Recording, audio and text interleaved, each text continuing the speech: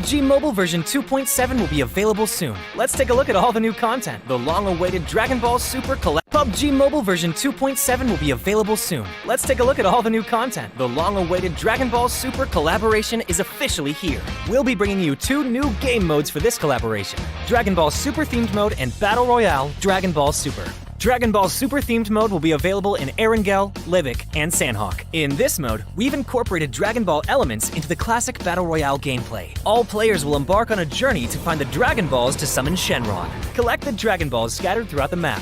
The team that gathers all 7 will be able to summon Shenron at the Shenron altar and make a wish to obtain powerful buffs. Maybe if you're super lucky, you'll get 3 wishes at once. During the journey of collecting the Dragon Balls, players will obtain a type of energy called Ki during the game.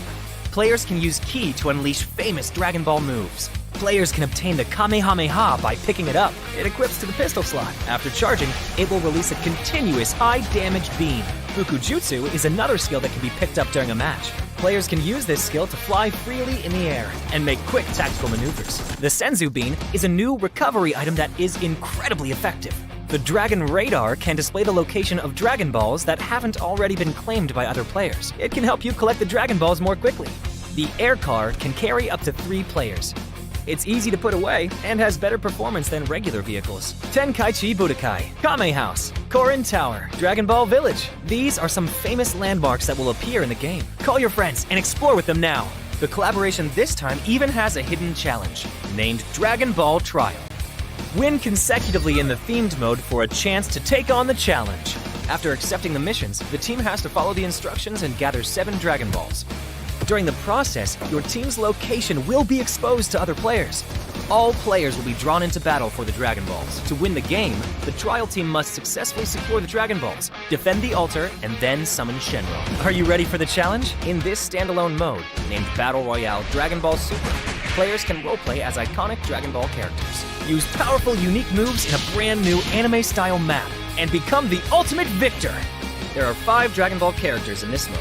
They are Son Goku, Vegeta, Ultimate Gohan, Piccolo, and Frieza. Select your favorite fighter. Master their skills to suppress your enemies and achieve victory in intense battles. In the new version, the new Ace 32 firearm will be made available on all maps. It uses 7.62mm ammo and has 6 attachment slots. What are you waiting for? Go try it out now. Furthermore, this update also includes a firearm attribute tag display. Newer players can go to their backpack to look at the tags of a firearm they've picked up to quickly grasp its characteristics. The new Cycle 5 Season 13 begins on July 18th. Be sure to stay tuned for the new season rewards. That's a wrap for the main new content of the upcoming version. For more information, be sure to follow our official PUBG Mobile community. Winner, winner, chicken dinner. See you next time.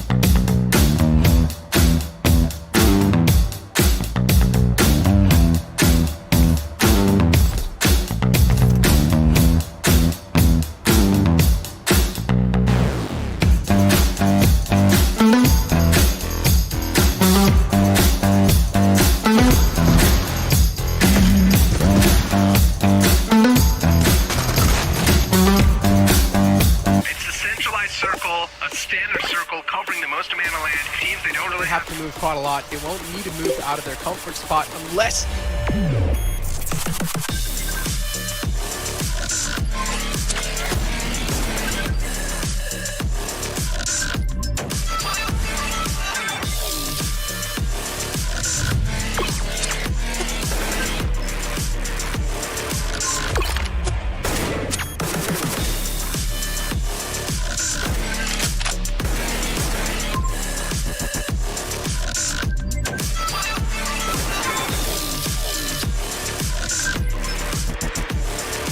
Get ready, South Asia.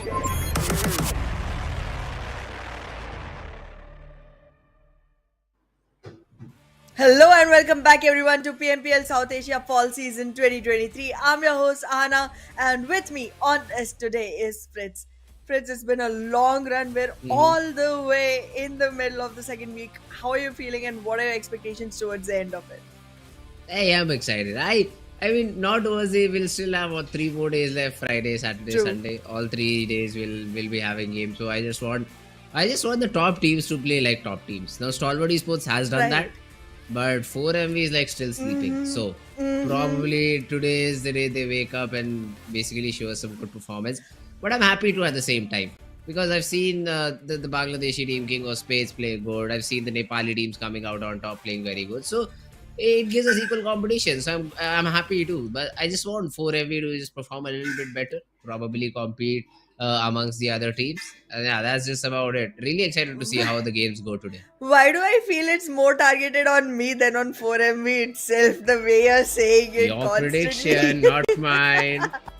Oh goodness. Anyways, let's just take a look at where we are right now. We are on the 4th of August, if my calendar reads it right. And yeah, that puts us on the 3rd week of second league stage week, which means this is literally the center of the tournament.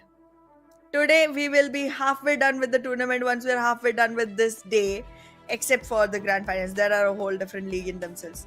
But yeah, all of this, hard work, all of this perseverance for the 80,000 prize pool. That's a huge amount, Fritz.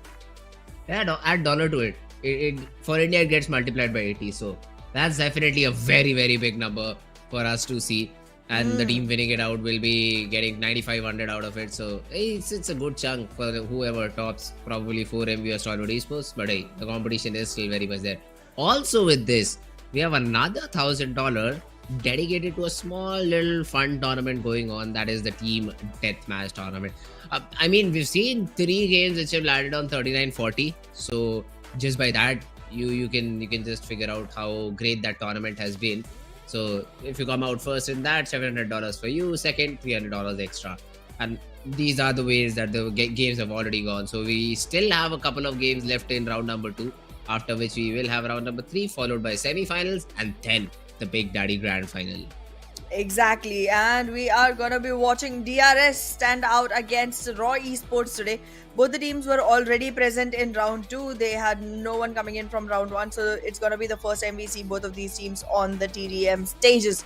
But yeah, that's gonna be a fun one. But the most fun thing is the map of Livik, which shows up during the bonus game.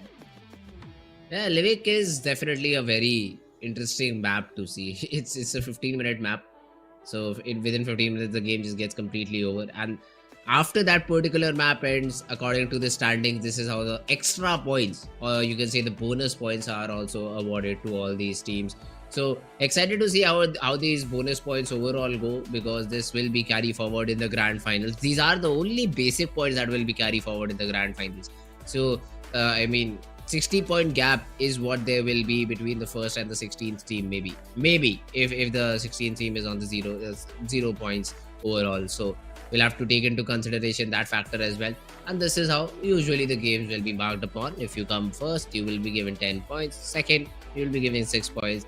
So on and so forth. And for every elimination, you get 1 more point. And this is basically, I'd say, the Ramban, as we call it, in the entire tournament. Get as many elimination points as possible. It'll be even more comfortable for you. Absolutely, and if you talk about elimination points, there's still a difference of 19 between 4MV and Stalwart Esports. So I guess it's about time they start picking their pieces up, because for 4MV, things are not looking as optimal anymore. They were ruling the leaderboard with a lead of 46 points at the max, if I remember it correctly, Down and to from 6. 46 dropping all the way down to 19. 6 Not points. good. Yeah, overall difference is 6 points, but like I'm talking about elimination difference, because even in the beginning Okay. there was only mostly elimination point difference. Their placement points did not increase much all through. But yeah, there are still a lot of teams that are completely struggling. So those teams gotta pick back up. Bad Intentions, ASL, JMEX, these teams have literally made me completely lose hope on them. Even though Bad Intentions has a chicken, I see nothing consistent in them. Same I can say for IHC. Even after multiple chickens, the elimination points are so low that this team has found themselves in the bottom four. Yeah, IHC they're not having a good tournament this time around. I mean, IHC was a team that we thought would show us a good run, considering that's superb players overall. But that has not been the case. And now what I am hoping is just a great performance from IHC maybe today, so that they can bounce back overall. Because if you still look at it, 80 points is what you need for any of these bottom table teams. 80 points is True. what you need to come out on top. Now, 18 points from one single day is very difficult to get. Plus, the other teams will also play. So, you need to make sure that you get at least half of it every day. 40 points every game, because you'll play 4 games each day. 40 points every game will put you in a contention to play the bonus match at the end of the week. And if you can perform it consistently throughout the next week too, throughout week number 3, at that point you would be looking at top 3, top 4. True. But that's a very big ask for a team to get 40 points entirely every week. So it's not going to be an easy job. But hey, you had to be consistent from the very beginning, and now this is Yes. what it takes for you to come out on top. Exactly, because if the momentum was captured in the first day itself, and then you were moving forward, even if you had only 8 points every match, you would have found yourselves in a great position. Leave 8, let's talk about 6. It would still put you in a great position, to be very honest. But then again, the consistency has been very haywire. Specifically, the inclusion of Sanhok maps makes it very difficult for any team Oh, to go ahead and yes. capitalize that. And then the way we keep moving from Miramar to Erangel, and then Erangel to Miramar, it's a lot of change in playstyle that keeps happening, and being able to sustain that consistency becomes slightly difficult. And to top all of it, we keep having shuffles in the groups itself. We keep having shuffles in which group is going to be sitting out which match as well. So it really is very tough for any team to actually Hmm. maintain that consistency. But that's the thing, if you don't aim for one single game to go miraculously, but you keep contributing constantly, you are gonna find yourself in a good enough spot. And then if you do have like a miraculous performance in one match, then that's just an added benefit. Oh, that's definitely an added benefit. So you'll have to keep all these things in mind. Now that's what I want to see today for all of these teams. I'll add 4MV to the list, even though they're on top. The previous 3 days overall, especially Monday, Tuesday and Wednesday were not good. Plus the earlier Sunday, the bonus game. I mean, yes, they still get 20 points. That's on the basis of how they were able to perform the previous 4 days. But their final day was also not very good at all. So they'll have to maybe just come back, capitalize on it. But if we talk about the maps that we will be seeing today, so we'll be starting off with Sanhok. And that's okay, that's a treat to watch, followed by 2 maps of Erangel, then that TDM Marina, and to finish it off, a couple of Miramars as well. Exactly. And as you said, even 4MV is one of the teams that has to come back up now, because they haven't been performing as well in this particular week. Hmm. I would second that, and also say that today is going to be one of the most easy days for them, considering it is one of the days when you have 2 Miramars, 2 Erangels, and a Sanhok. But the one map you are going to be sitting out is going to be Hmm. Miramar. And the way 4MB performs on Erangel is much better than the way they perform on Miramar. So I feel like, considering that they have a very good leeway, 2 games consecutively of Erangel, same pace, same way, same formulas. You can keep doing it. Just replicate whatever you're doing one extra time, Hmm. and you're good to go. If you begin well, that is. I mean, if you Uh, don't start good, then you shouldn't really replicate it. But yeah, I mean, it's one of the best opportunities that 4MV can have in their hands. Even if the first 3 matches go good, they can actually afford to have a leeway on the fourth one, even though they did not start the week well. Because again, in the overall standings, they are doing absolutely fantastic, even yet. Yeah, overall side. That's the cushion that they sort of created for Exactly. themselves. So they're using it. It's all good. I mean, it's all okay if you have one bad week, but you've compensated for it the previous time around. So it's all well and good. But now that lead is already gone because Stalwart also Yeah. just picked up the pace and is able to get good number of games in their favor. So yeah, now Stalwart Esports is again another team that you'll have to look out for. Stalwart Yep. Esports, that first and second position fight that we were hoping for, that has also begun now because you just let the lead slip away. But yeah, a few bad games does not define a team. So I'd like to see 4MB perform even a little bit better. But the teams I'd like to commend, DEADEYES guys, man, they've shown up. Yes. They've shown how they can play. They've shown they can get chickens. They've shown they can play consistently as well.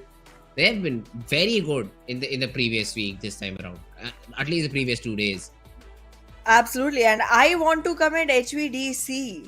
Oh yes. This team has been stealing the whole highlight. The way Aero is getting frags after frags, but very seldom do we see his fight. But then again, comes in Sanchir, Yeah, going that's in true. for multiple people at a single point of time and taking all the fights accurately. This guy is literally rocking the tables right now, and it seems like he's gonna be doing great for the team. I am not completely sure if HVDC is gonna be able to make it into top one just yet, because now Okay. even Stalwart and 4MV are going to be trying to pick their pace up. Mhm. A lot of teams are in the run. DRS is also realizing eventually that they have to come back into the game, and they're trying to claim the first spot for this week. But I do feel like HVDC definitely is showing great potential, and in the third week, they are going to be having a great momentum to themselves if they continue this way. Yeah, HVDC definitely has been a team, especially Sanchir on the previous 2 days, just coming every game in those Yeah. top charts. That was just amazing, man. I mean, I was for a second surprised to see Aero because I did not see a lot of it, but that could be probably his week number 1 performance was very good, and he supplemented it in the first 2 days of week number 2 as well. That's why he got 40 frags and was there in the top charts as well. But yeah, man, Sanchir, he just is on another level. At least on the previous 2 days, he was.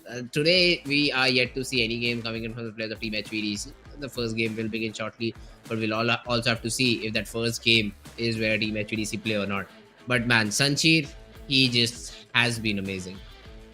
Absolutely. And I'm not completely sure about the fact that HVDC is playing the first map or not, but I'm pretty sure SKYLIGHTZ Gaming is. Oh, And okay. No Fear right now has become one of the persons to fear a lot. And well, we do see HVDC as well. So, alright, we are gonna have them in the pool as well. It's gonna be one where I think King of Spades sits out. And that just makes things slightly easier because recently they've been showing up quite a lot. Yeah, King of Spades, they're consistent. But that's something they're consistent on the map of Miramar. So this is not the map of Miramar. It will be good for them that they'll be able to play it out on the last 2 games and maybe get some points for themselves. So that's good. Talking about the playing path, there's not really much to talk about because teams can literally drop anywhere considering how small the map is. But still, starting from somewhere around Camp Alpha, going all the way to Bantai, a little bit towards the western part. But the teams, yeah, slowly and steadily dropping in. We will see 4MB going towards their usual drop location, Painan. Raw official, they just are around that Camp Alpha region, just looting the small little compounds. And as soon as they get information that there is no one dropping onto Camp Alpha, they'll just go and loot the city too. So, yeah, all these teams just for now hoping to get the best possible start, but that could not be achieved by the players of Team Leo.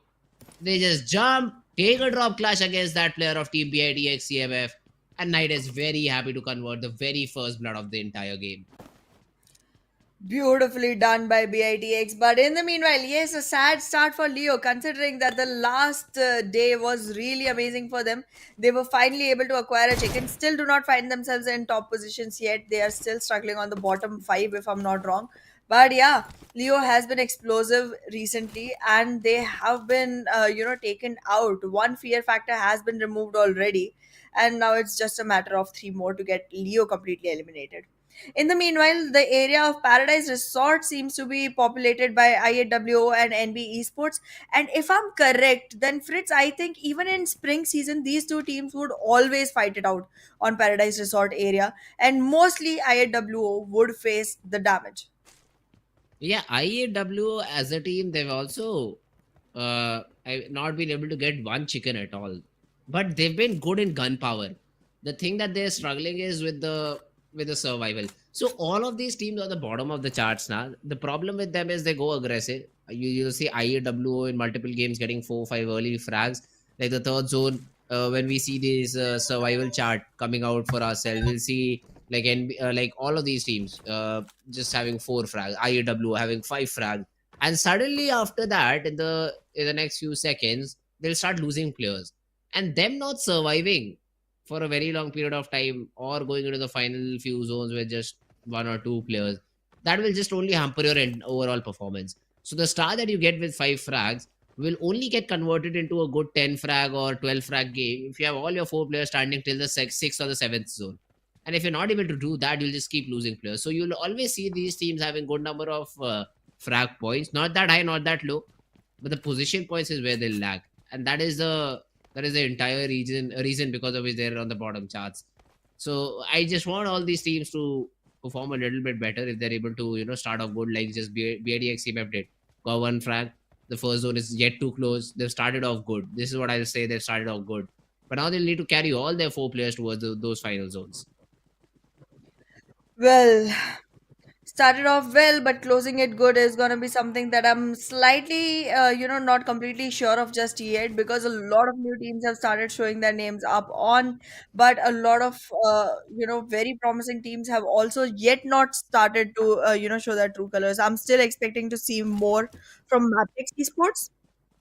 I would have added the name of DRS, but DRS has recently done well enough for themselves, and it seems like they're gonna be able to manage. But Maptex still putting me on my toes, still making me feel like this is gonna be something I need to wait for to see it happen in action.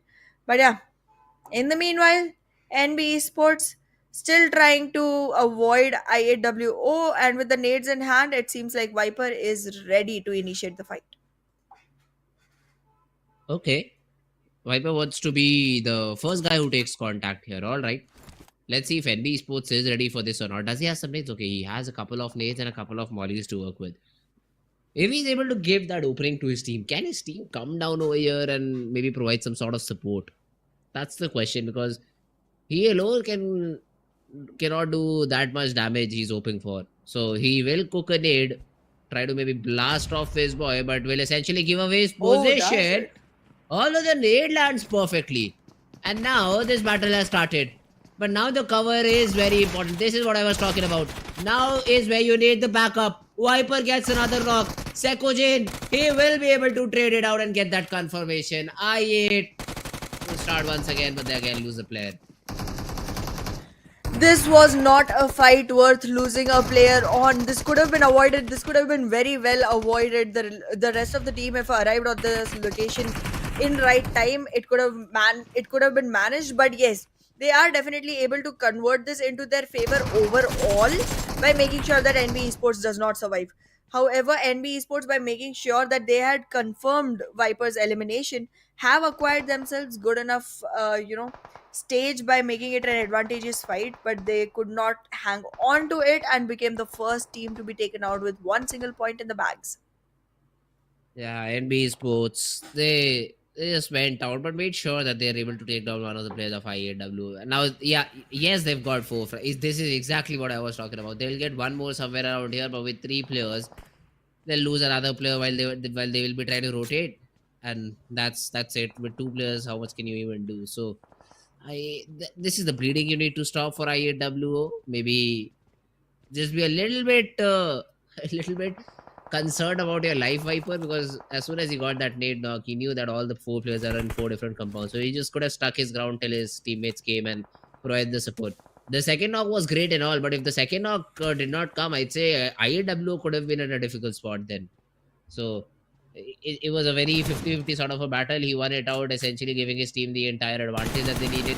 Meanwhile, we also have another player of team Leo being eliminated. So one by one, Leo Esports also falling in terms of number. Leo Esports. with this kind of numbers will definitely have a hard time going forward. I feel like same is gonna be said about Mabetex and HVDC as well. Both these teams in a fight having a third party situation onto them are gonna be suffering quite a lot of damage before they're able to move forward. Right now, the only two teams that have no other attention attracted towards themselves are gonna be 4MV and Mabetex, but I don't think this is gonna be a situation that lasts for long because Stalwart will still have the option of deviating towards 4MV and having a third party joyous ride about there. However, JMEX still is in the vicinity, but then again is one of the teams that does not initiate any fights on its own. So I don't think they're going to be a problem. Yeah, HVDC though, this is the fight we were looking for. Mabetex and HVDC, both these teams have been reduced to less number of players, but finally that nade lands and is able to take down Oh, Aero. wow. Leo will be revived, but the problem is Mabetex have already lost 2 players, and the last remaining player of HVDC, Ryuk, he is trying to come in, maybe get a counter knock and then go for the revivals. The molly has been thrown in, the push is already started, and Jiro with the S12K will make sure that HVDC is eliminated out of this game. We had high expectations for the team, but now the jinx is real. The caster curse is real. It takes them down so quickly into the game.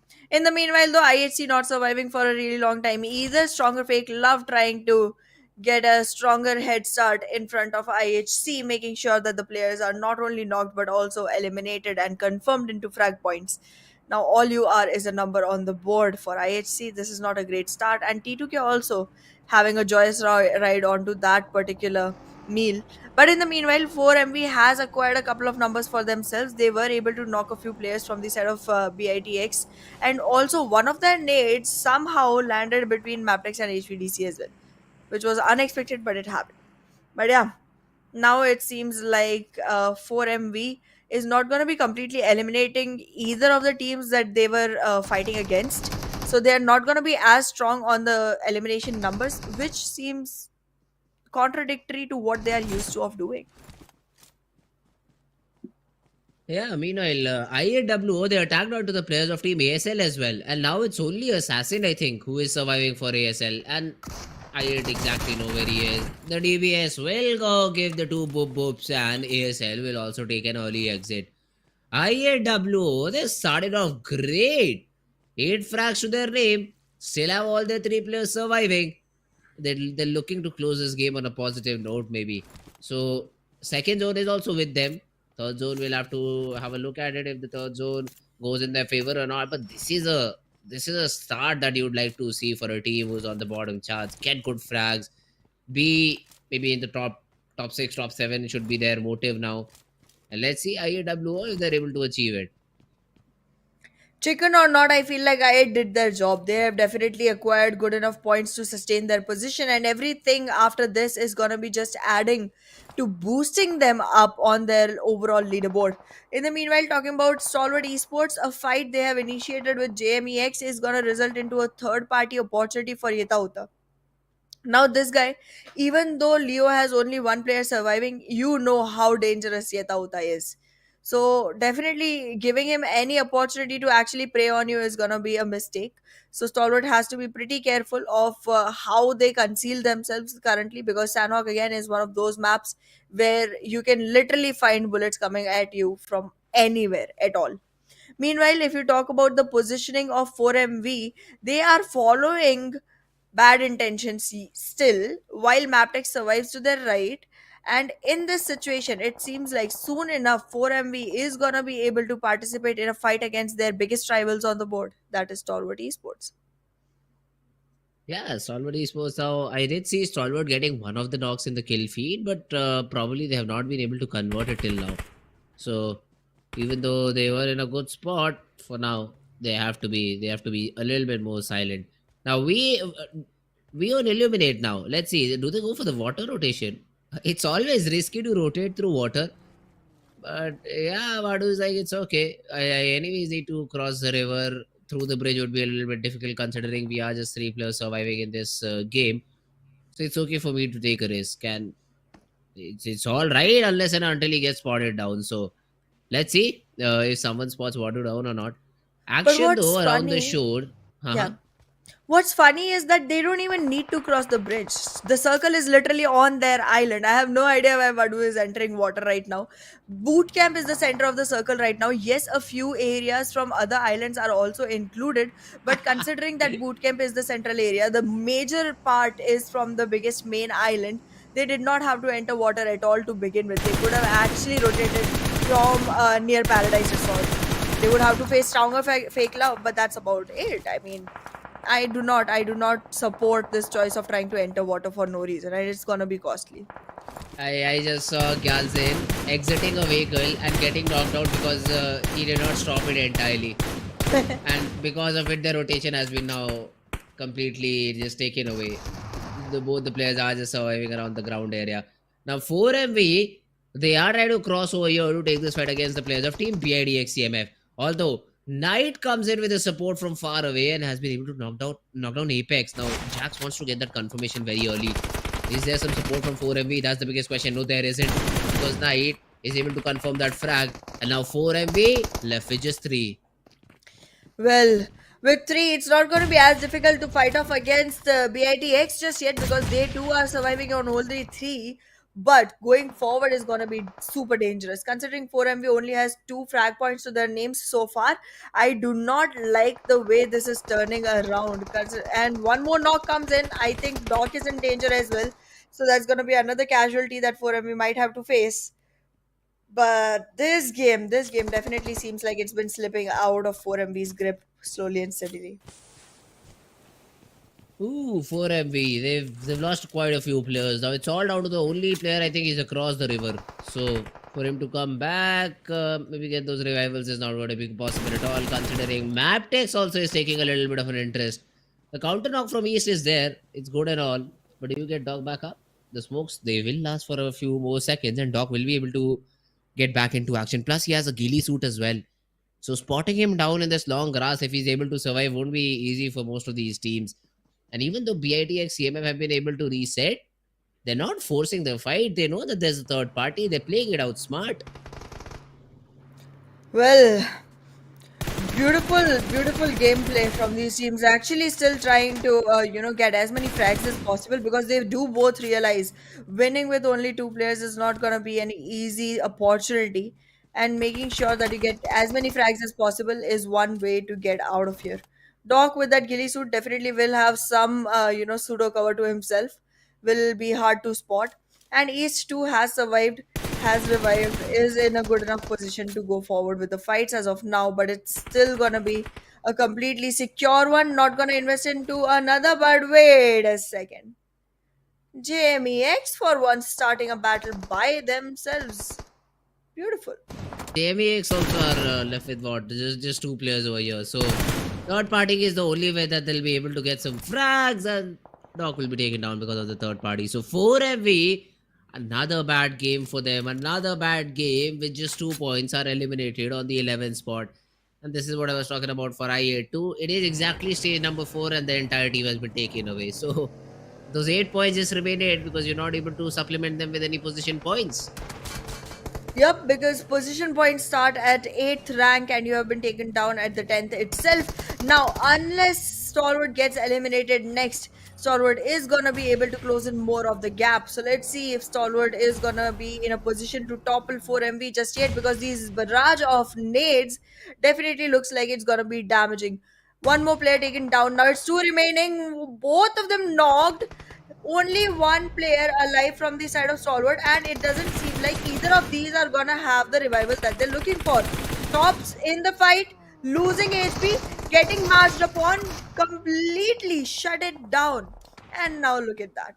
With 9th rank, Stalwart and 4MV both close the game at the same exact points.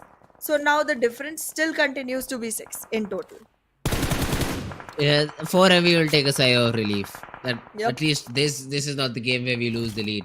Although Mabetex, for a second, I thought they just were completely eliminated, but they still survive. And already have 6 defeat points, have been able to get themselves to top 18 at the same time as well. So this is looking like a good game for the side of Team Mabetex, considering Volley and Desert were not a part of the game for a very long period of time. The 7th one will also be secured by Jiro, and he's hunting for the fish. 90 degree now. He is still inside water. At some point or the other, he'll have to show his face. And that's exactly when Mabetex will try to take some shots. This game seems very much like it's gonna be a SKYLIGHTZ Gaming game. They definitely seem to be one of the most promising team right now on the boards. And I'm waiting for the producer to ask us for predictions because this one is The time is definitely gonna gone. be right. Nah, the time is already gone. But which team would have you predicted? I would have predicted SKYLIGHTZ Gaming. Center of the zone, huh? Nice. They're not Good really job. at the center exactly, but yeah, they're at least in zone. They're Which in is the the team? major area of the zone. Which is the STFL, right? I would have gone with STFL because they Uh-huh. are the ones who wouldn't have to fight it out. Because SKYLIGHTZ will essentially face a battle with the players of Team Mabetex. But But Mabetex survives it STFL, only too. yeah, but the third part, it's enough for them to get one knock. So just one knock is what you need on that particular team for STFL or maybe even Raw to capitalize on. So I mean, two players together could essentially get one knock. We'll just have to wait and watch. But right now, some nades are being tossed out. Galzane, not a fun spot to be in. Subjected to both the nades, although does not get taken down somehow, still survives. Although this follow-up nades, this is also very far away. So unless and until Galzane decides himself to come out of that particular island that has been created, I don't see a way for Mabetex to eliminate him unless they're able to land a very good nade onto him. Well, we'll see how accurate the nades are gonna be. Again, the circle shifts all the way to south. It's a hard shift, but it's still not very far away from the players surviving in. So it's gonna be easy to move forward. But yeah, I feel like boot camp is definitely gonna be the most happening, point of the map right now. But let's see. Soon enough, we'll know where we are gonna be moving towards. As of now, it seems like the fight between Raw officials and BITX is looking like an invitation chart for Mabetex. No, VIDX, he's just underwater degree. Just wants to survive, nothing else. It's Raw who need to make a move over here. How do they get towards the other part of the map? Because yeah, you guys have 10 frags, that's great and all.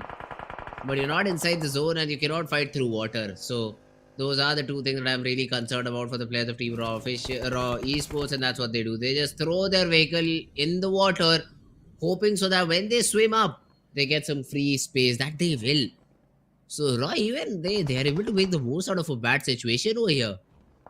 Absolutely love the game coming in from the side of Raw. They are going to be able to make it onto the next shore. However, it's not going to be easy. The moment they climb back up, it's going to be a fight that gets initiated from either Stronger FAKELOVE or SKYLIGHTZ Gaming. And look at that. Your prediction taking some damage, and so is mine. There's trades coming in constantly, but so far it seems like SKYLIGHTZ Gaming is going to be the one in the beneficial side of it. The revival is coming in on Nima as well, and Stronger FAKELOVE still not able to go ahead and pick up the players. The zone is with SKYLIGHTZ. That's a bummer for the side of Team STFL. They're losing player one after the other, and the final one will also be just completely taken down. And guess what? No Fear just did a 1v4. Although not entirely because damage was dealt by the team as well, but it is No Fear who gets all the 4 frags. So great job done by No Fear. So we make it a 54. I think he was at 50 the last time we saw the top players. I mean, this guy is skyrocketing through the numbers when it comes to individual brilliance. But the team definitely still has quite a way to go. Now, if SKYLIGHTZ Gaming is able to acquire this chicken, I think we might still see 4MB topple and SKYLIGHTZ come on top because they were consistent all through. They have been doing a great job in this. And if not this, then maybe one more good game and SKYLIGHTZ might be able to make changes across the table. But yeah, as of now, looking like the most promising team on board. They are trying to participate into the fights, but I think they should wait slightly a little bit Mafia Ninja? just to make sure that Raw officials does not have all of them online. Now, I did not understand the move from Mafia Ninja getting so ahead of his team, probably trying to create some space or maybe some knocks onto the player of Raw Esports so that they're able to make the most out of the situation. But hey, let's say it's a difficult thing to do considering Raw are completely split amongst themselves.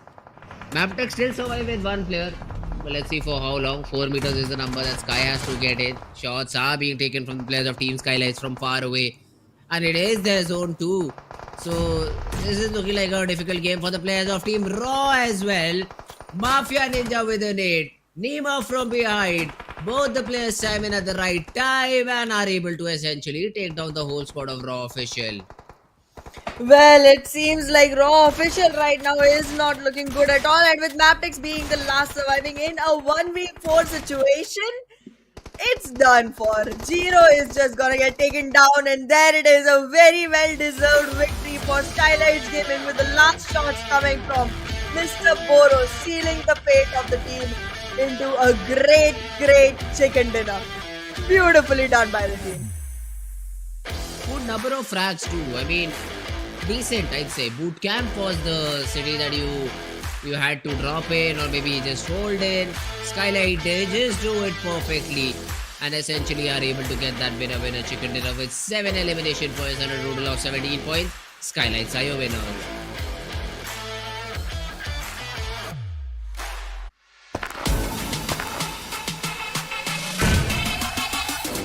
Make it clap.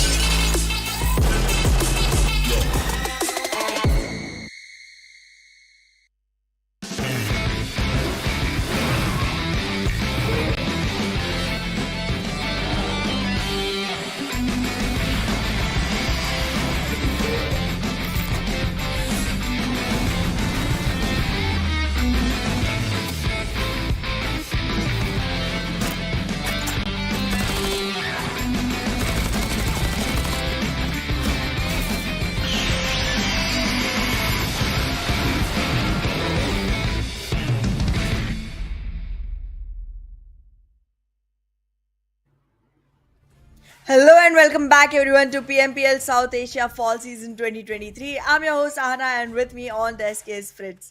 Fritz, we are hoping to see SKYLIGHTZ topple a few numbers now because they have been consistently delivering great performance, but they're still on overall rank number 3.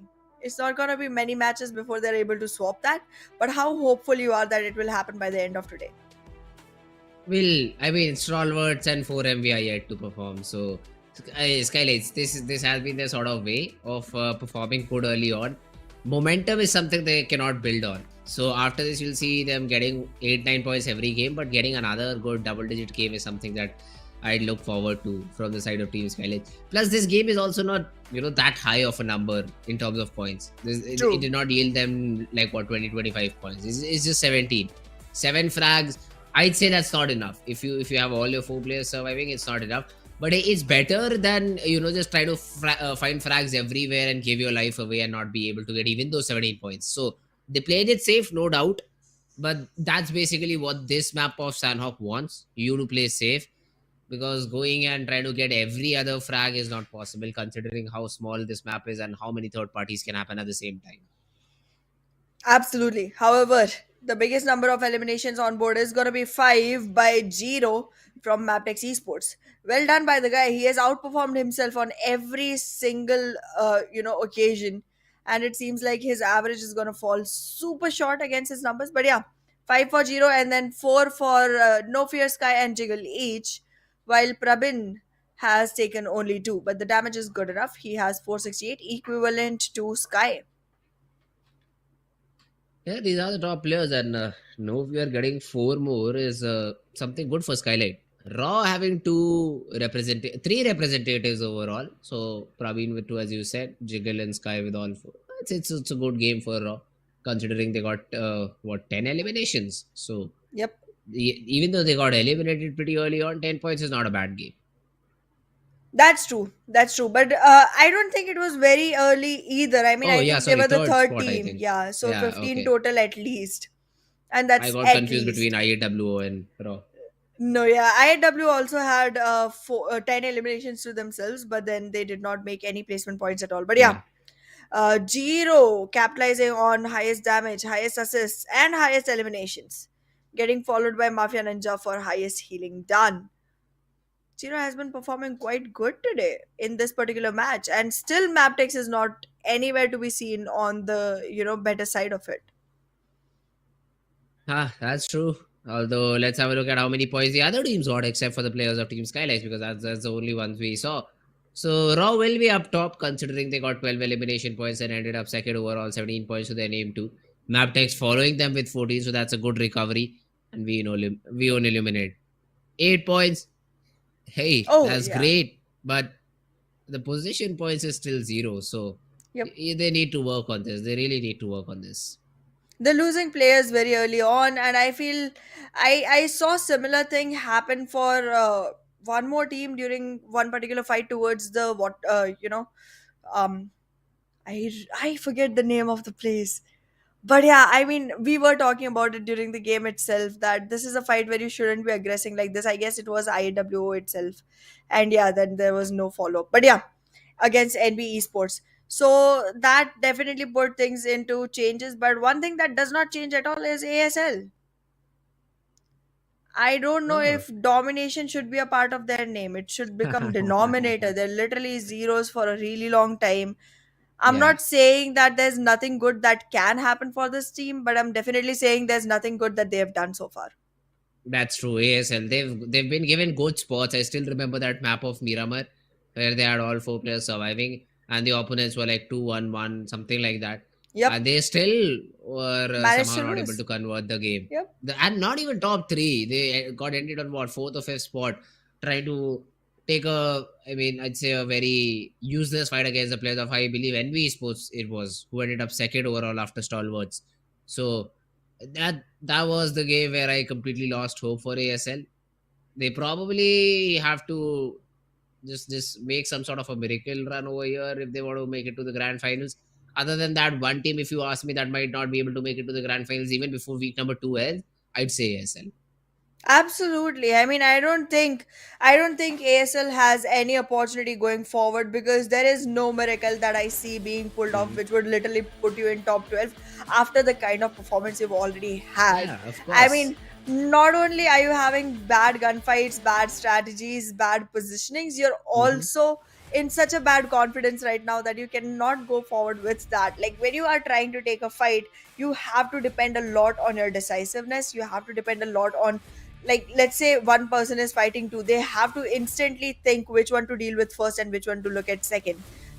If you're in this bad of a confidence zone, I don't think you have the right ability to make the decision and even to stick to the decision. You would be second guessing yourself all through. So I don't think ASL has any shot at all. But nice try. They had one victory overall, which was in TDM, so kudos. But then they've been eliminated from there as well. So I don't know.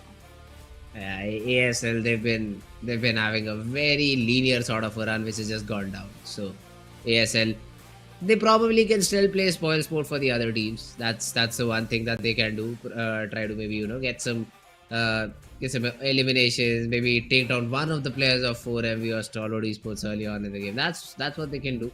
If Or only they could probably eliminate a player. that has been a problem. So yes, ASL, they really need to maybe figure because there's still time, right? They played one game today. True. There are 3 more games for today, 2 more days after that, and then 4 more. There are days. Basically, that's what I'm saying. Get 100 points, maybe 50 to be sure about you getting into the grand finals. But then getting into the grand finals without having any bonus points is also something that you'll have to deal with.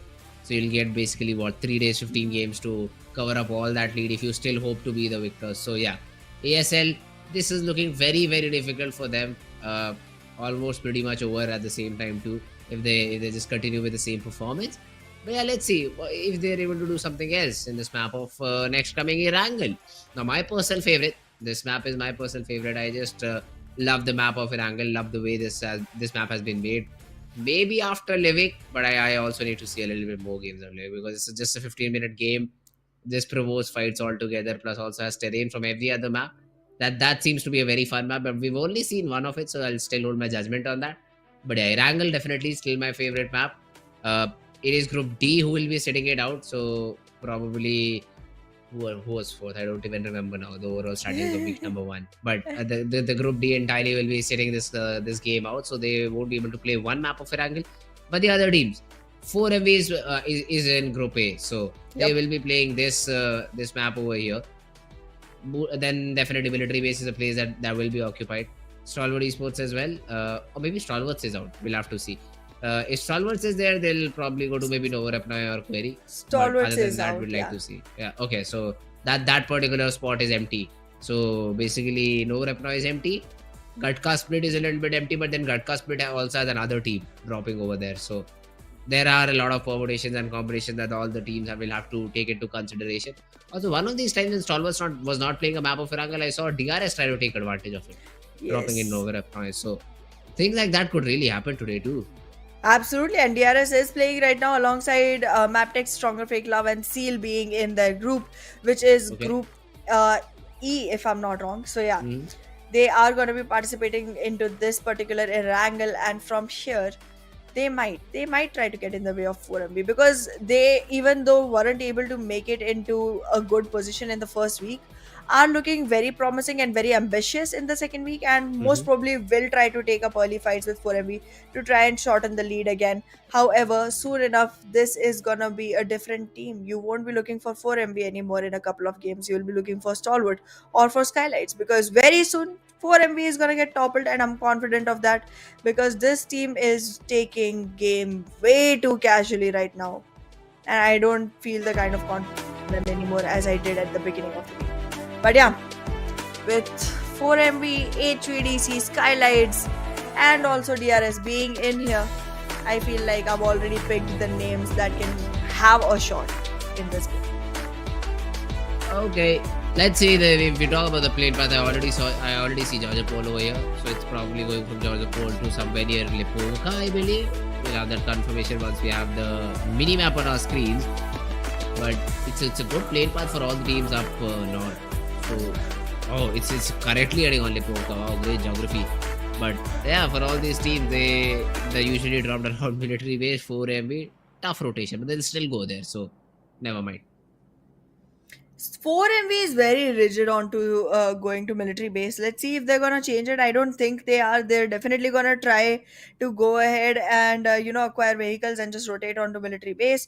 Hopefully, if the circle supports them, they are gonna be making the right choice. But if the circle goes all the way north, maybe like have Stolber and Kamishki, or maybe Suverni and shooting range into it, it's gonna be difficult for 4MV to make it back. But let's see what the team has in plans. As of now, Seal is very close to the 4MV players, and that's going to be a risky move for Seal to go ahead with. But then again, 4MV being one of those rigid teams that always drops on one particular position, might not know how to make the best of a different loot location, and might not have the right weapons to take a fight with Seal just yet if the fight begins at the moment they drop. However, the one fight that already began is between King of Spades and IAWO. Look at the way King of Spades initially itself made the best for themselves. Wadu becomes the first blood to be drawn out of the map, and IAWO losing a player in the beginning itself. Yeah, first blood already drawn. And this is a little bit of an upset for both these teams, considering they had to fight this early on and still have to be careful about where they loot. So the problem of the zone will also start kicking in slowly and steadily.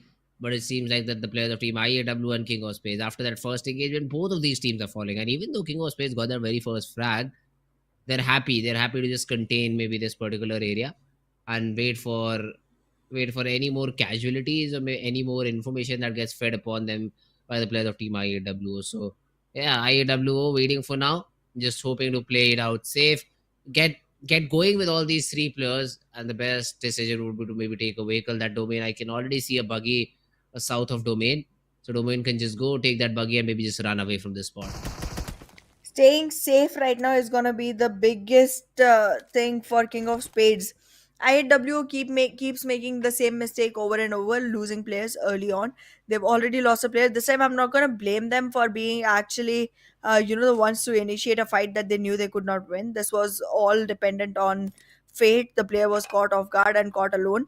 That's a different situation, but still, right now, if King of Spades aggresses for no reason, trying to, capitalize onto the one man advantage that they have, they might be in trouble, because again, you do not want to lose men so early. One, and two, this is an area with way too many compounds. It's very hard to know where exactly a person might be, and even if you know the compound, knowing the room is literally next to impossible, and that leads to a lot of casualty that can happen on your own team. So I would definitely suggest King of Spades not to try doing that, but look at them doing exactly what I suggested not to try doing.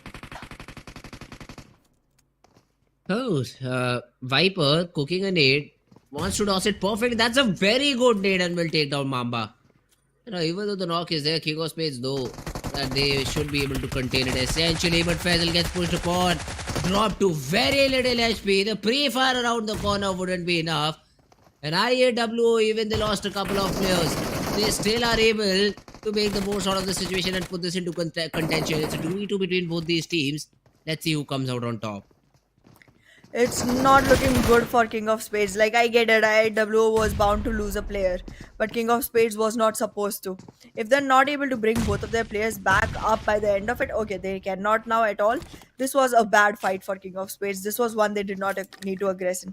In the meanwhile, though, talking about the few players that do survive, there's two from the side of King of Spades trying to get onto IW, losing a fight that they were supposed to win and then getting swept off. Now it's Domain alone from the side of IWO, trying to fight it off against King of Spades players. And whether he wins the fight or not, he's definitely done enough damage to the team to not be able to survive further. With the shotgun in hand, has a great chance of actually acquiring better stage onto the fight. Domain taking the last fight on board. King of Spades still trying to march back in. Follow through will confirm the elimination, but Deathstorm now has not much to deal with. Not much to hang on to. Both players on very little HP. Deathstorm, most probably even without medical assistance, is standing there into the fight. Yeah, Domain also does not have any more first hits to pop. So, King of Spades, even though they had a very good opening duel, a very good opening fight, it boils down to this, I'd say, meaningless 1v1.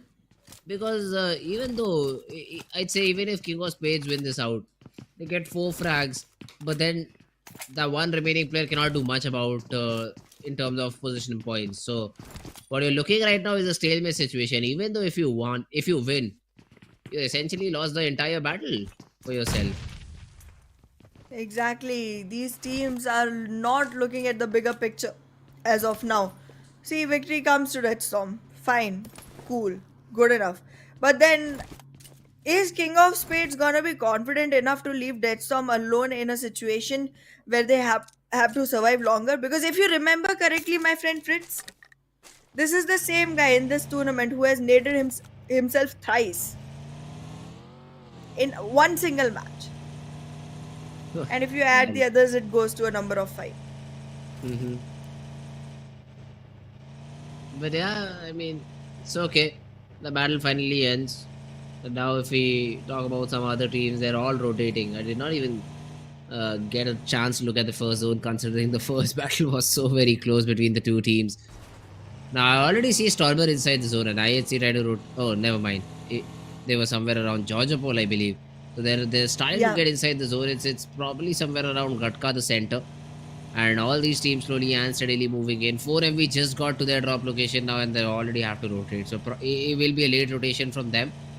They might just want to pack as many medkits and as many first aids that they can. And after that, they'll try to rotate. But IHC, yeah, that's a great spot. I mean, take the hill as soon as possible so that you already have information about the rotating teams nearby. That's what they've done. And IHC will have that advantage. Now, IHC definitely has the advantage, but they do gotta be slightly careful of where the zone ends up, because the zone supporting the hills for a really long time actually becomes disadvantageous for the team on the hills itself. Because eventually, sometimes the zone ends up with ruins in the center, and then once it starts closing and getting down from those hills becomes very difficult. I think IHC is pretty aware of that fact, and that is the reason one of the players has already started trying to scout out. And once the scouting is done, they might be getting down from the hills and relocating into a better place. Even though, as of now, in the first circle, it seems to be the most optimal spot. I assume that they do want to make sure they have an insurance policy, a backup plan to go forward with. Seal making their way into quarry completely alone, no disturbances at all. This team is gonna have an easy, smooth transition into the circle, and I think the same can be said about 4MV until they decide to move across the bridge, which is not something that they're gonna be pushed to do right now, because still a little bit of area of the military base is inside the circle. JMEX right now around Gatka. Just chilling out maybe. No early fights to be seen from their team. Although DRS, okay, NBeSports, they just might have some information that there's a team rotating nearby to them.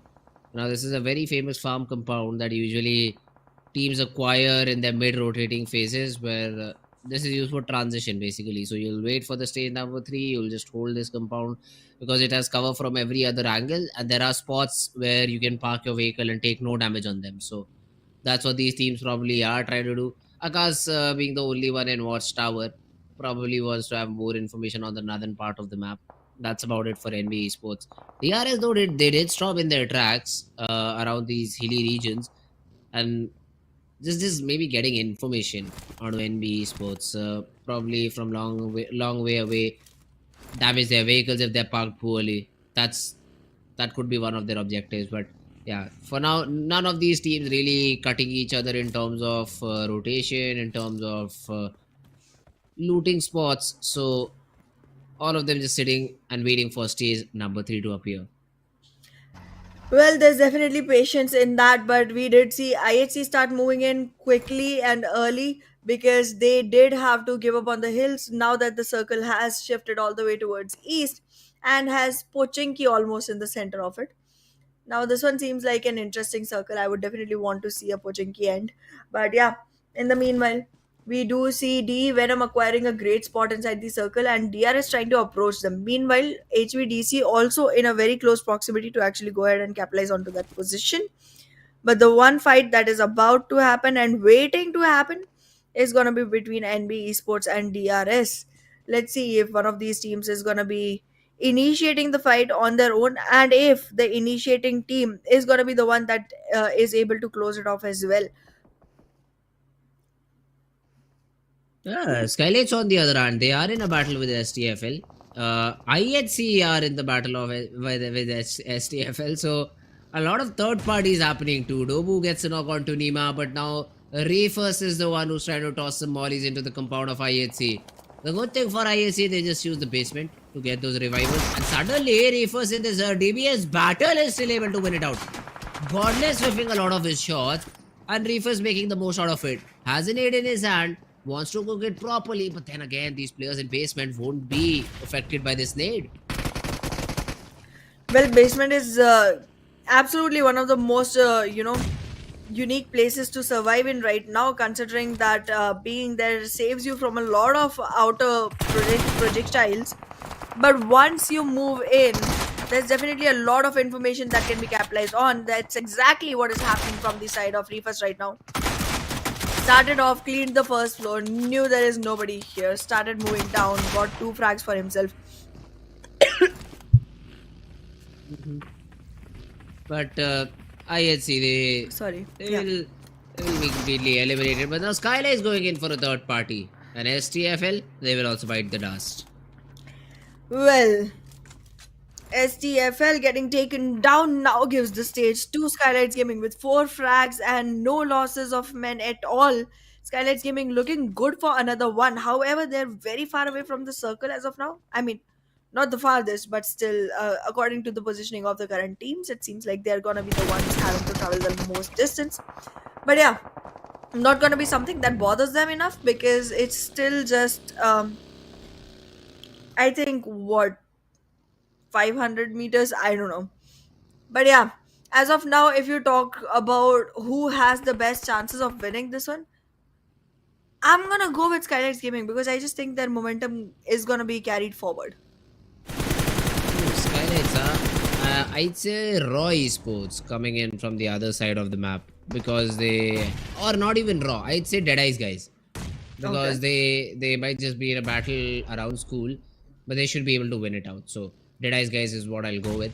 But right now, Seal and 4MV are in a battle, and we already see Fearless down on the ground. Soulless is left with very little HP to work with. And 4MV is also getting those revival. Beast with a nade. Will he be able to toss it perfectly? Just puts in his backpack and wants to make this fight head on. The S12K is out. He's forced to a single tree, and 4MV lost 2 in the process. Now Ace could be the third one to fall. The nade goes out with a shotgun from Scooby, who will do the job. And Scooby will eliminate the entire squad of 4MV. Just goes in, shotgun blazing, and gets the job done. Well, 4MB is gonna be embracing their early demise right now, right under Pochinki. But now in the Pochinki region itself, a great area is being held by NBeSports. And considering no other team is approaching the area, Seal will have enough time to go ahead and completely reset themselves. SKYLIGHTZ Gaming, in the meanwhile, they're losing one player completely for no reason at all. Why was there no support coming in from the side of Mafia Ninja? Should have at least taken care of that one single player who was in the way. But no. All they wanna do is rain on my parade. JMEX beating SKYLIGHTZ Gaming? Who imagined that? Yeah, well, that is what has happened over here. That too with the run over frag. So, the most unexpected things happening in this map of Erangel. Now, frag though, look at this. Nobody has a Car 98. Or is it that new sniper rifle that I don't know the name of? But, bold actions, count me in. I just would like to see some shots being hit. SKYLIGHTZ though, still they have a compound to their name around this city of ruins. With 3 players, it'll be a little bit difficult moving forward in this game now. I think it's only two. Yeah, it's only two players for SKYLIGHTZ Gaming, and I don't think they even should be moving forward now, considering they gave two of their frags literally for free. It wasn't required, it wasn't needed. They were already inside the circle. They did not have to go towards JMEX area at all, to be very honest. That area is literally completely empty and barren, does not have anything to support you. I have no idea why the team was trying to go there. And even in that, they were going in a 2-2 split, and the first two both got eliminated in such a fashion that I have literally no words to comment on. I mean, I remember how you used to say sometimes teams literally pull up kind of games that look like throws. Yeah, this was one of those. This was one of those. Yeah, I mean, and Seal is also not in a very comfortable spot. Scooby, he has been knocked out and he's such a far away distance. The revival is not possible considering the fourth zone has already started. So Seal will have to just continue with the remaining, what, 2 players surviving. Soulless and Kirito. Because Fearless is already down, Scooby is knocked out and Scooby is not getting a revival. Even though they were able to eliminate the players of 4MV, they're not able to make the most out of this particular situation and now just have to rotate inside the zone, hoping they find a place. For now, they should. I mean, there is not anyone nearby unless they just run into one of these players. But meanwhile, Deadeyes guys are just getting pushed in by the players of DE Venom. Now, the push comes in. You already see Domi over here, but the first knock has been achieved. Precious from far away gives some backup. Although Crix is in a battle and there's a nade but won't land. And Krita, he was taken down. But DE Venom still invading the compound. Domi is down on the ground. DE Venom, let's see how they want to play it out. Rambo being naded right now. The damage has been dealt. The follow-up nade might just be enough if it lands perfectly. But under the stairs they go. They just want to survive. And Caesar right now just holding, hoping for some backup to arrive. Some Moon is being tossed in. Rambo and Riley, both of them playing together. Sasek though from far away gets third party from NBeSports. Now Shifu and Precious are in a battle of their lifetime and they will be able to win it out. So Deadeyes guys, they do lose one of the players, but at least are able to eliminate the whole squad, but now have to deal with this third party against Team NBeSports. Venom DE, even though gets taken down at the 11th position, has no frag points to the name, so will be standing at 16th rank in total in this particular match. But yeah, in the meanwhile, NBeSports trying to make changes into the overall situation by using the nades, all on the wrong floor, by the way, but still finally trying to go on the right exact position for the nades, but it is not going to be converting just yet because first of all it's a 2-1 split from the side of Deadeyes guys, and second of all there's literally only Precious Sir in front of NBeSports, and being able to find one single player is going to be pretty hard considering the range that's there. But in the meanwhile, Shifu Sir will definitely get taken down, and Mabetex Esports with a third party benefit for themselves rolling in. Mabetex took down Bondo, but I think the players of NBeSports know that they'll have to maybe close this battle. The smoke is really good over here. Fistboy taking some damage but gets the counter knock onto Sussexer. Even though there was an off angle, Fistboy is doing the heavy lifting. He's all alone because once again there's another fourth team interested in this compound, and that is the squad of Mabetex. Well, Mabetex is in a lot of trouble. But will they be able to make the best for themselves considering these two teams already are running on low HPs, on bad situations, on bad conditions? Will they be converted into just dead bodies overall? DE losing players one after They're the gone. other.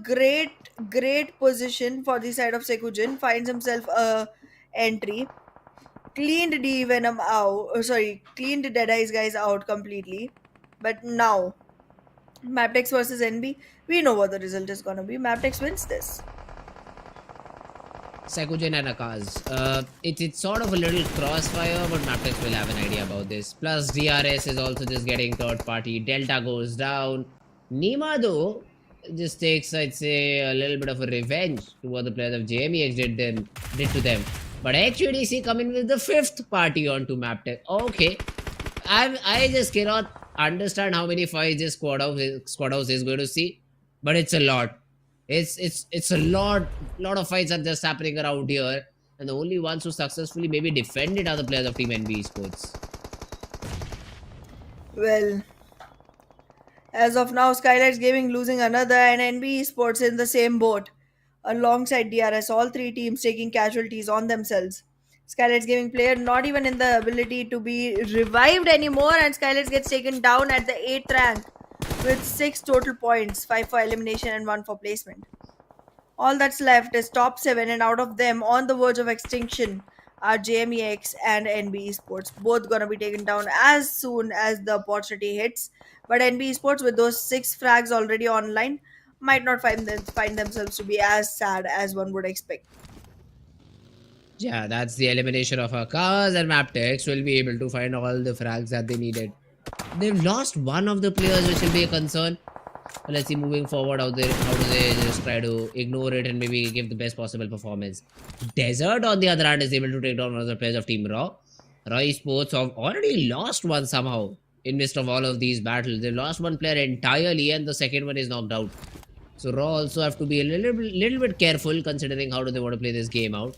The only team with all the 4 players surviving is BITX CMF.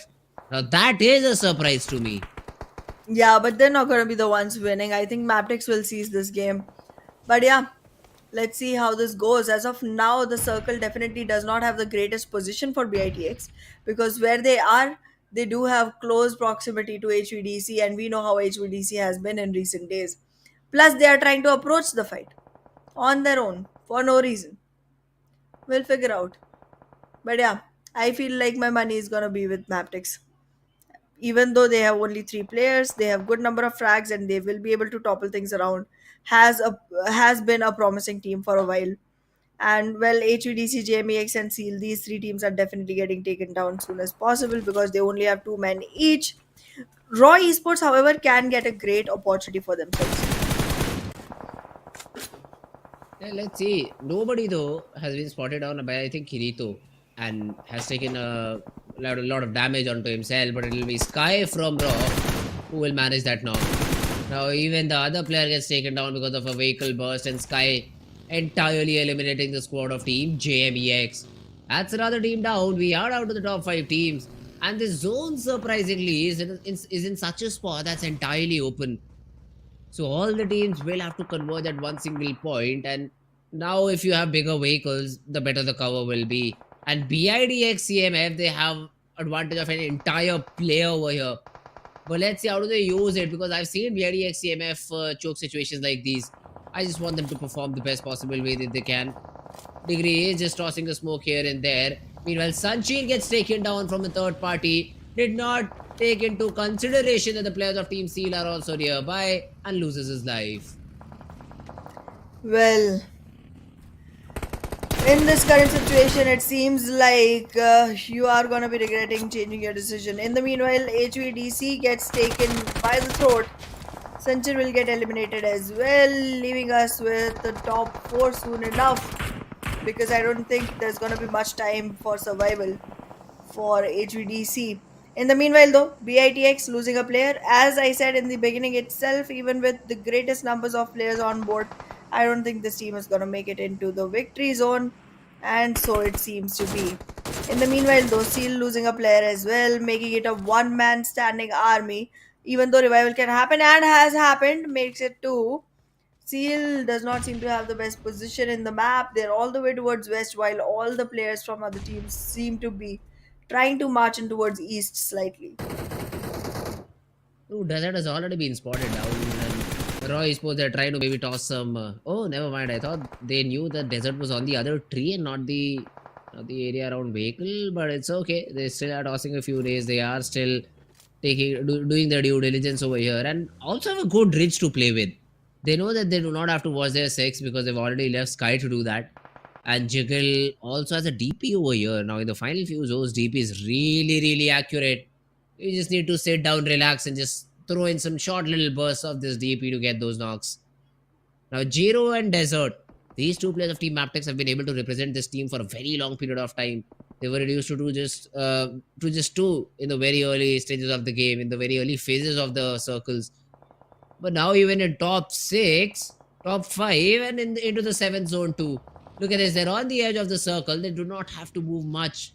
Same can be said for the players of Team DEADEYES CMF. So the other teams for sure are in trouble now. Well, trouble will keep hovering over and over. Trying to fight it off, trying to find a way out is going to be something that these teams are going to struggle with right now. With top 5 teams surviving, it seems like we might see Seal get taken down soon enough. However, the circle is going to be something that they got to be careful of. The zone has taken a central shift, making Seal and HVDC alongside Raw officials slightly fall behind, and it seems like bad intentions might be kissed by the circle soon enough. Mabetex having the most control inside at this particular moment, but having lost another player, do not seem to be on the winning side of it. A very well tossed nade, but no connection, no damage at all, soaked in by Mabetex, and that's meaning that Raw officials are going to be losing another utility for no use. Ooh, Raw. They for now are at the edge of the circle. We do see a knock. Oh, that's not a knock. Rogue was all alone. He got spotted down, and that's an entire elimination. Dante from DRS CMF goes down too.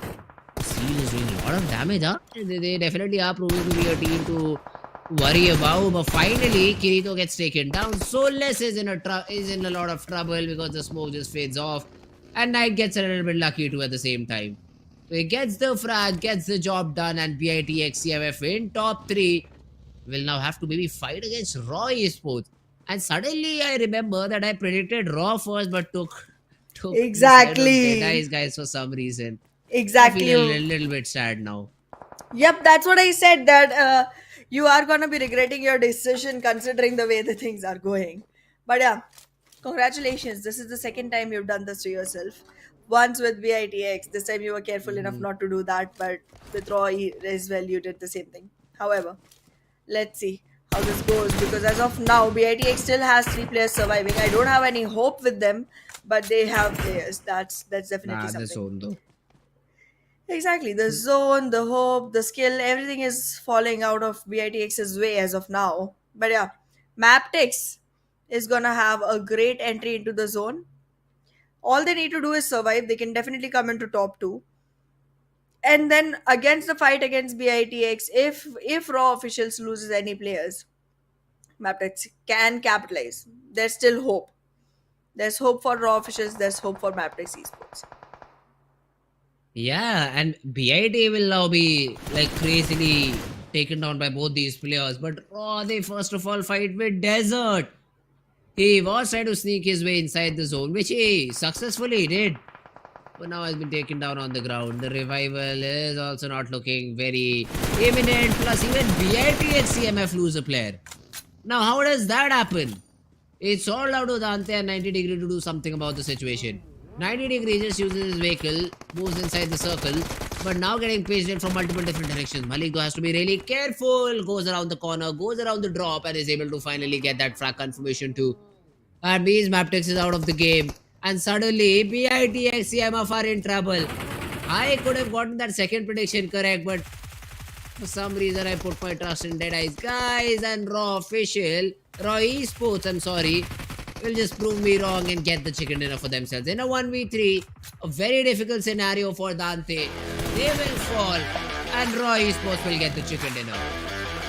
Well, A well-awaited victory for Raw Esports. They have been showing up for every single occasion that they can and been still falling short of the dinner. This time they finally make it, and with this WWC E, it's a great position for Raw officials to go forward with. So Raw Esports, a big kudos to the team. With 10 eliminations and 20 total points, they find themselves on 4th overall rank. Absolutely well done.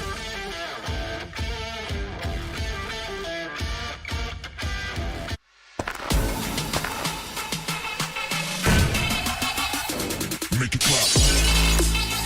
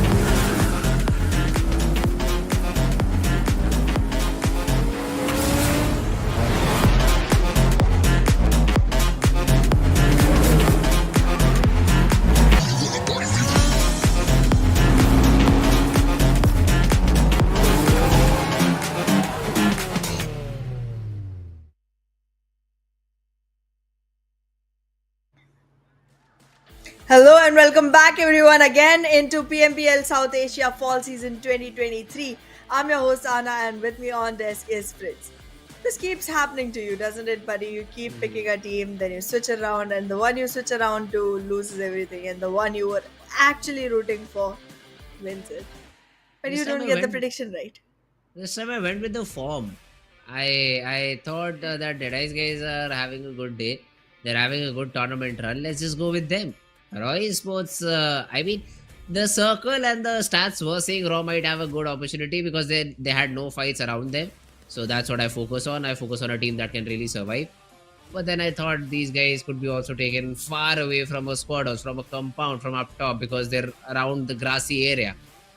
Little did I know the zone will just come in the grassy area and they'll be able to survive with all three players and get that chicken. So I almost got the correct prediction, but it's okay. It's okay. You were very far away. I don't care about any other thing unless you get that second It does prediction no, right. no. The last I time don't you care about the prediction. yourself said that it Mhm. doesn't matter how far you are. It just matters whether your prediction was correct or not. So it really does not matter Okay. how far you Okay. were. Yeah. So Yeah. I don't mind. I don't mind But I like- getting incorrect prediction. But all the pressure is on you now to get the correct prediction so that you win at least one place in front of me. That's what you said. So we'll have to see if you get that second prediction correct anywhere in the near future.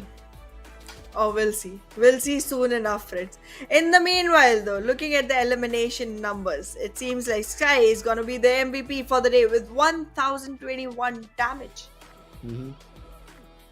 That's a good number to have over here for Sky. I mean, he did majority of the heavy lifting for Sky for Raw Esports. So great job done by the guy.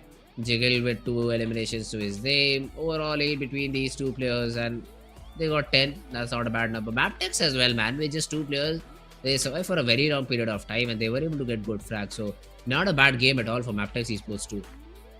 Absolutely, Mabetex has made their claim right now. Stronger FAKELOVE, however, losing with not the best position, but still finding refuse up here with 3 eliminations and 689 damage. Huge damage.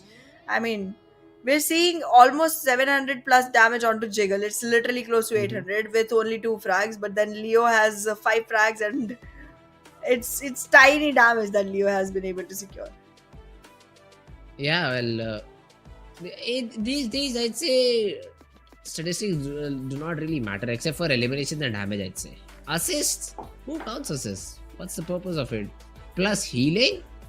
Yeah, well, good for the Ante. He popped 5 and more than 5 first aids, but how does it maybe help us get confidence back up? That could be one of the things, seeing his name in the charts, but it's okay.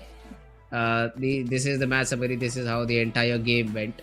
But what I'm excited to see is the match standings. So let's see. Raw officials got 20, but how about the other teams? How about the players of Team 4MV? Because this was their game to, run with the lead that they had. Because Stalwart was not present in this game. But Exactly. Little did they capitalize on this particular fact. I don't think they capitalized at all. Let's take a look at the match ranking and find out soon enough, my buddy. Because again, this has been the story for 4MB this day. They have less than 5 points. That much we already know. They're not even on the first page. So sad. But SKYLIGHTZ Gaming, slowly and steadily climbing onto the numbers. 6 more to their name. Definitely going to find themselves in a better position. And overall, it seems like Raw Esports as well will be moving forward. 4MV with 1 single point. Wow. Yeah, 4MV made the lead from 6 to 7. But that's about it. So not more than that. But yeah, Stalwart Esports will definitely have a little bit boost in their confidence too because of this.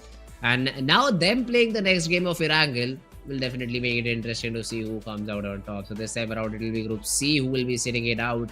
And this map of Erangel might just define the table toppers. Not just only in terms of the entire week. I say the entire overall standings is what I'm interested to see right now. Absolutely. And we're soon going to figure out if this is going to be the best situation for these particular teams. But yeah, as you said, Erangel will change a lot of things. Also, it's the third map of the day.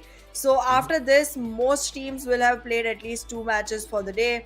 And that means we will know for a very clear picture what the situation is going to be at the mid of the tournament, because today is literally the center day of the league phase. And I feel like in this stage, being in a very bad situation in the early half, I mean, teams like IHC, I don't think they're going to have much hope. Teams like ASL, I don't think they're going to have any hope. Well, it's definitely tough for all these teams down at the bottom. But let's see, Erangel, does it hold something different for us? ASL did not play this game, or were they eliminated early on? I think they did not play the game. On. Oh, never Because mind. Stalwart didn't play, and with Stalwart, we have. Wait a second. The names are Yes. not in that order. Yeah, so I think ASL didn't play. My bad. Okay. Yeah. So ASL did not play this game. They could have they could have figured it out over here. How the other teams like to drop. Probably they did it. Probably they did it in the previous week too. But this time around we can hope for better performance. But let's see if that's what they're able to do it or not. But this time around, all these teams ready for this third game of Erangel. Well, let's see how it goes. This time the plane path supports the south all the way from under Milta Power across Milta. It is gonna be going towards Ferry Pier, and it's a pretty optimal, plane path past Query, ending onto the N bracket. 4MB is gonna have some fun. Yeah, 4MV is definitely going to have some fun over here because of this drop. Even Stalwart Esports, but do not see them dropping till now. Okay, there we have it. I already see him. So they'll be going around the city of Novorepinoi. One of them does like to take the outside compound, the little compounds that are present outside Novorepinoi. Just because there's a garage, probably you have another extra vehicle early on that really helps you out in your rotations. Could be one of the reasons, but yeah. Stalwart Esports, 4MB, all both these teams still competing for the top 2 spots. I'd say even another team, Raw Esports, is another team that you will have to look out for, plus SKYLIGHTZ Gaming. So all these 4 teams will have to keep an eye out for in this entire game. How do you go towards Georgia Pole? Northern side compounds is still a mystery to me. How do you go to Zaki? Maybe shooting range, Severny is a mystery to me.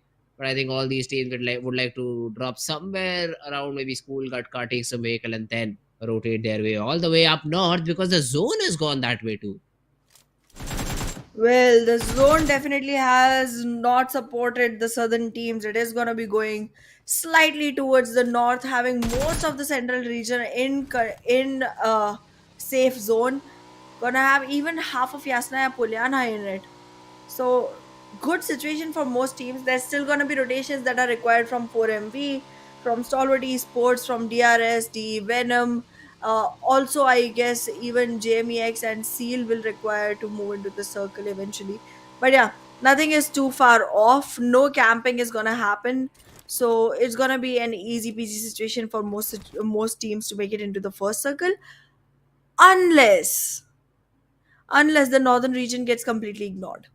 Unless everyone stays towards the main island and does not go towards the northern island, then it's gonna be highly populated dense area, entering which is gonna be super difficult. Hmm.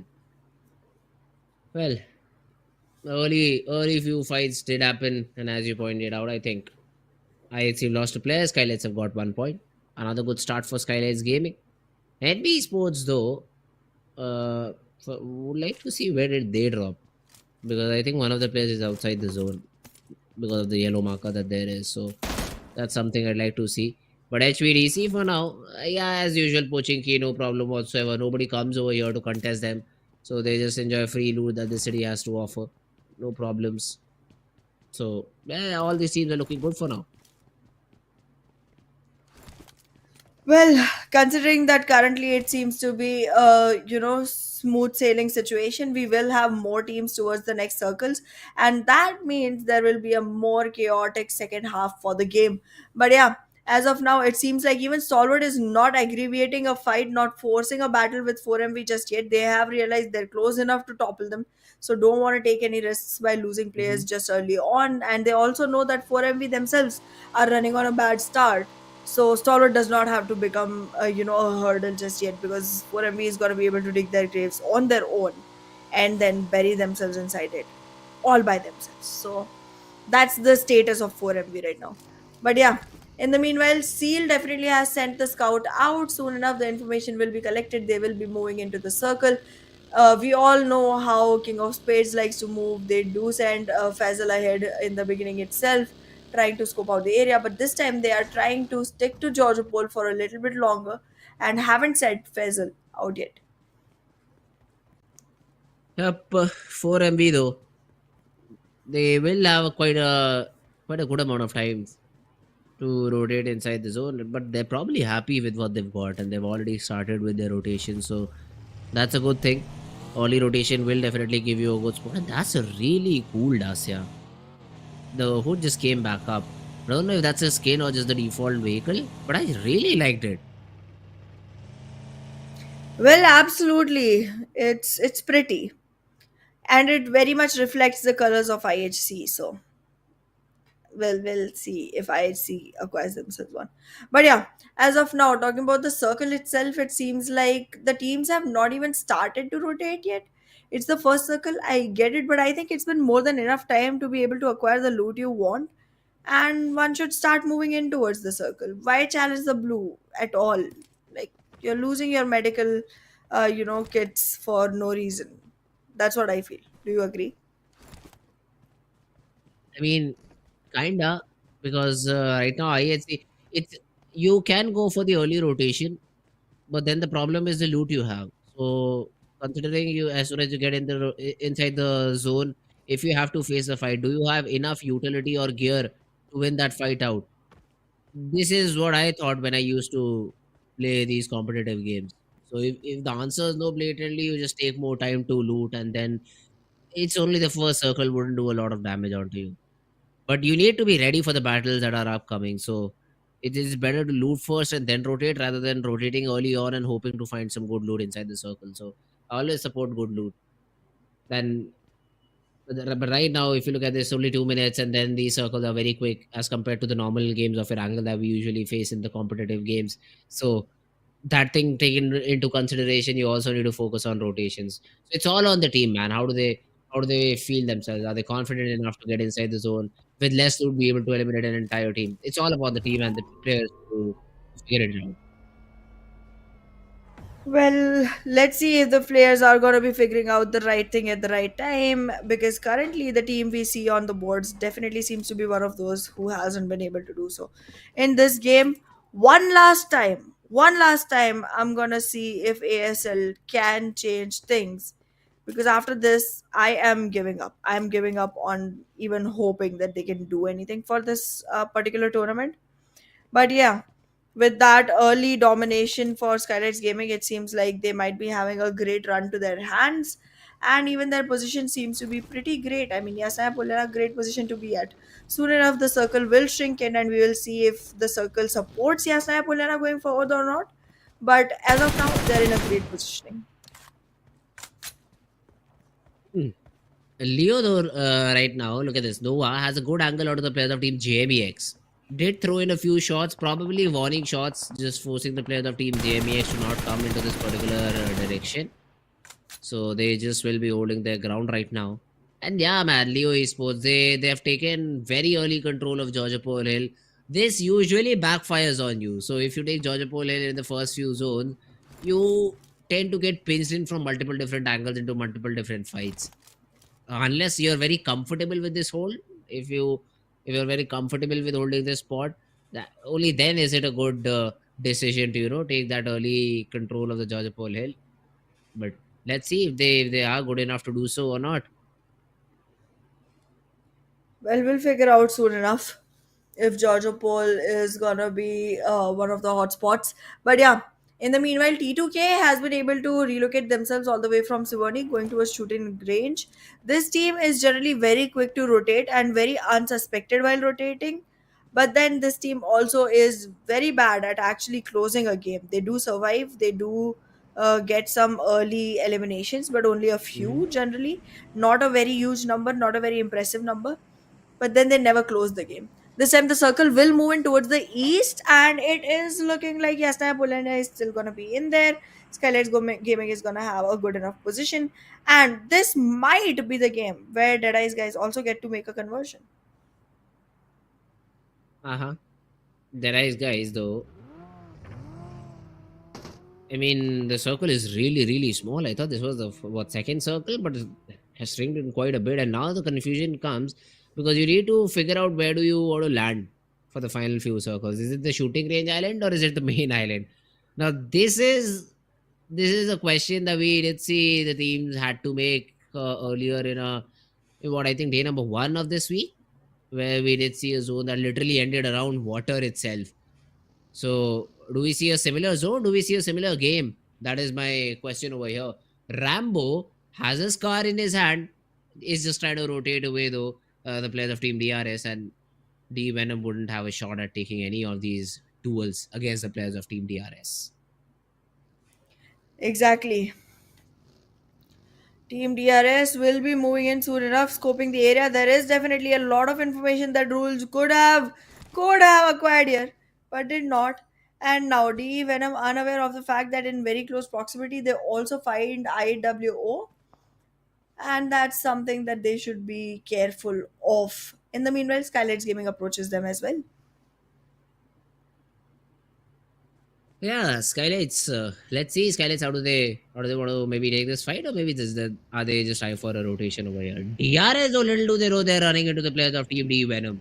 I think Rules just saw the vehicle and is like, yeah, guys, let's just not go over here. But Gyante decided to stop, or maybe just get blasted off the face of the earth. A good nade coming in from Rambo, a perfect nade coming in from Rambo, who will have to get that first knock. And now DRS suddenly are put in a pickle. Gyante has been spotted down. He will be taken care of. Rules also goes down. And DRS, it seems to be, they're in a very, very difficult spot here on. From this difficult pickle, let's see how DRS is gonna be find their way back out, because it seems like they are on the verge of extinction while Venom DE and SKYLIGHTZ Gaming have a part of their own into the fights. It seems like IWO has a great opportunity, but are literally unaware of the feast that is going on right around their periphery. And in the meanwhile, the center of the circle in Rozok still stays acquired by DEADEYES guys. Mm-hmm. The nice guys.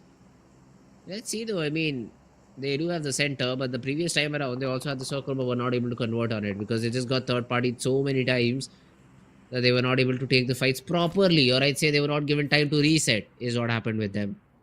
So is the result the same this time around? That's the biggest question. And I think we are very near to the time predicting as well. So, I mean, I would love to see some more fights happening before I have to predict one team's name. that'll get the chicken dinner. But right now we do see King of Spades. Rick, not the best possible place to park your vehicle, my man. But at least you're able to get the knock this time around, so it wouldn't be a lot of trouble. XOXOX just drops down. Deathstorm is also present over here with the S12K he has, but there's a DBS in front of you. XOXOX, tag down a little bit. The reset needs to come in. The nade as well, reducing the players to very little HP. The DBS also chimes in. And King of Spades, even though they were able to put up a good hold over here, but now are put in a 1v X situation where I think T2K have 2 players surviving.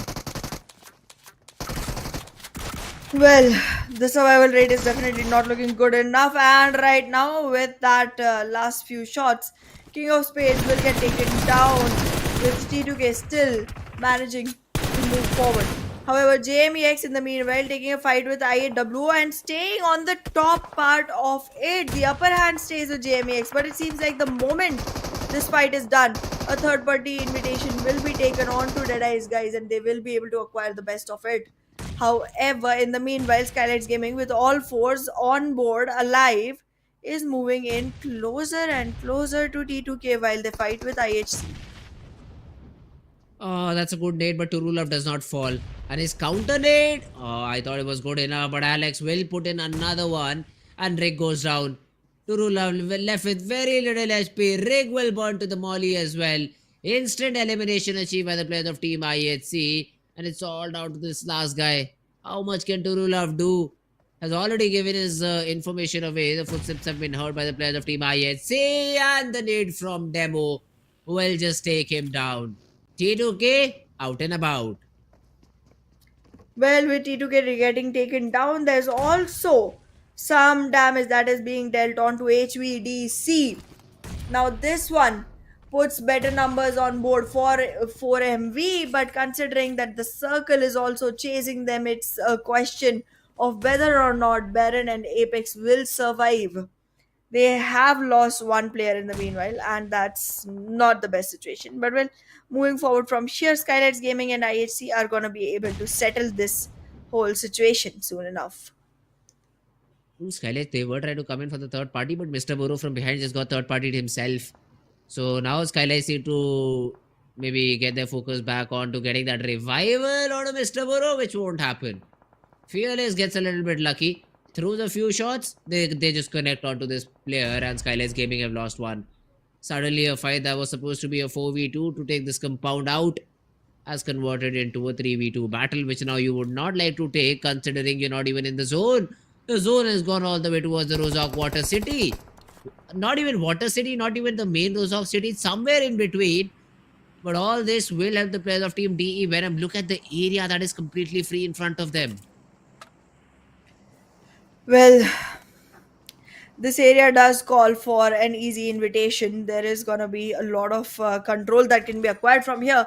But in the meanwhile, we are seeing some move coming in from the side of Seal, and I can actually see one single player trying to have a long rotation to move back into the circle, and that is gonna be from the side of DRS, if I'm not wrong. Yes, DRS it is. Delta is coming in. Most probably the solo pioneer from the team still surviving and still going in for long rotations. Let's see how that works out. SKYLIGHTZ Gaming, I mean, they have been able to cross the bridge over here, but the fight against the players of DEADEYES guys would not be an easy one. Stalwarts on the other hand, Tops is able to get that good knock onto NBeSports, and these players are just trying to come out of school.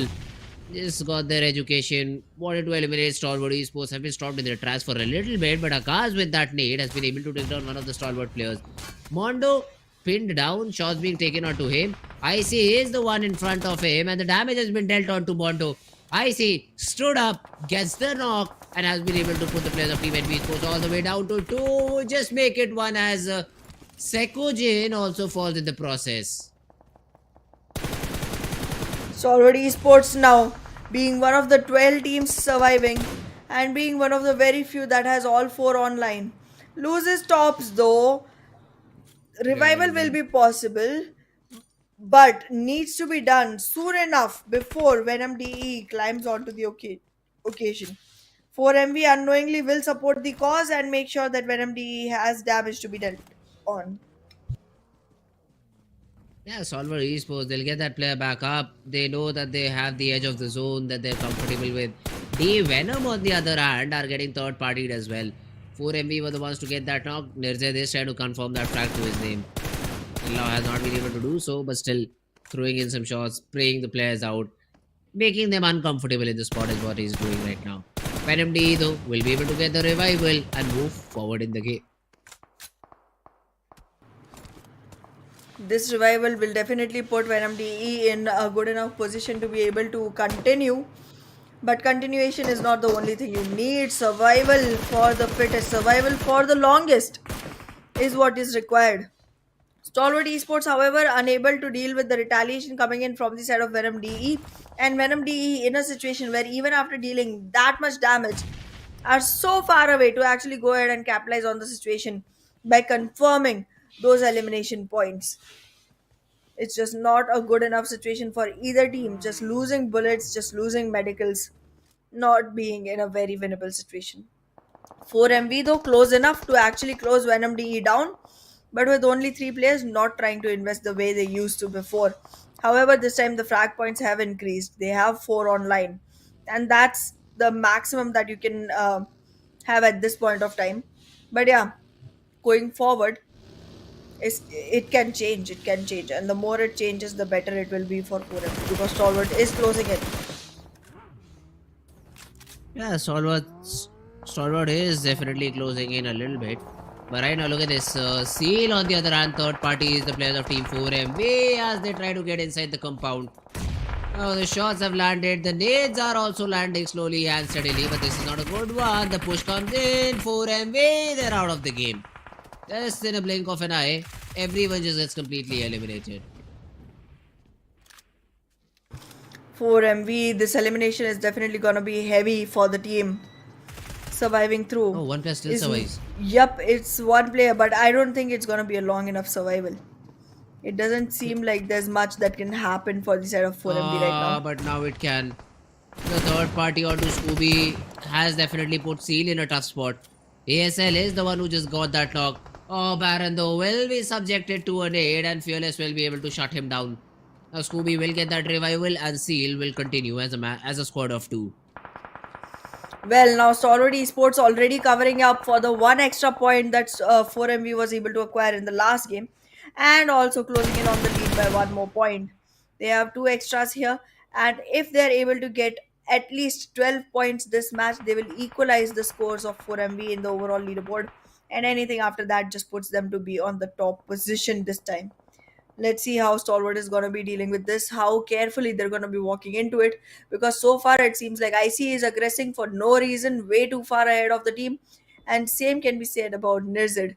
Nirzid, however, is chasing a single player, so that's not going to be as difficult, but IC is literally walking into the complete squad of Leo. Now let's see. Alex has been able to take down Viper in the process, and with that, Vion Illuminate has been taken away out of the game. Stalwart Esports, on the other hand, there's been some good shots. DEADEYES guys in a little bit of a pressure. ASL try to punch the players of Team D Venom right now. Chari tossed it over there, but Sleepy with a different angle. And then with a little bit of help from Chari is able to eliminate the whole squad of Venom DE. So a lot of squads just going out of the game. Well, as of now, the number has shrunk down all the way to only top 7. Every single team now is gonna have placement points to themselves, but is that gonna be enough? Because you have to combine it with your frag points, and some teams have none of it. Like Leo has literally no frag points to the name. DEADEYES guys only has 1, and a single for SKYLIGHTZ Gaming as well. Disappointing is what I would call the performance of SKYLIGHTZ Gaming in this particular match. But let's see, going forward, who gets to take the winner chicken dinner, because this time the producer didn't ask us, so we'll just ask each other. It's Stalwart Esports.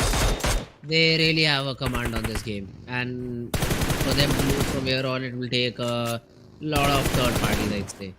DEADEYES is right now being pinched down.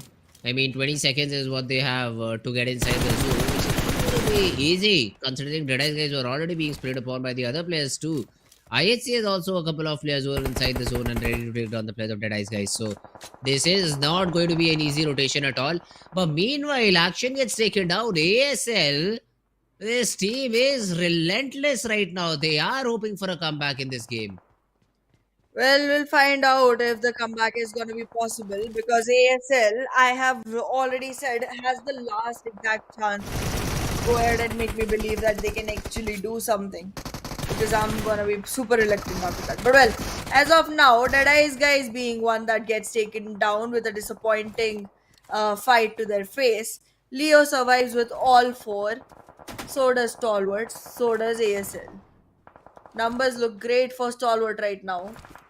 Seal, SKYLIGHTZ Gaming and IHC still not on good enough players, and look at that, Stalwart knows exactly which threat to deal with first, resulting into a knock on Leo.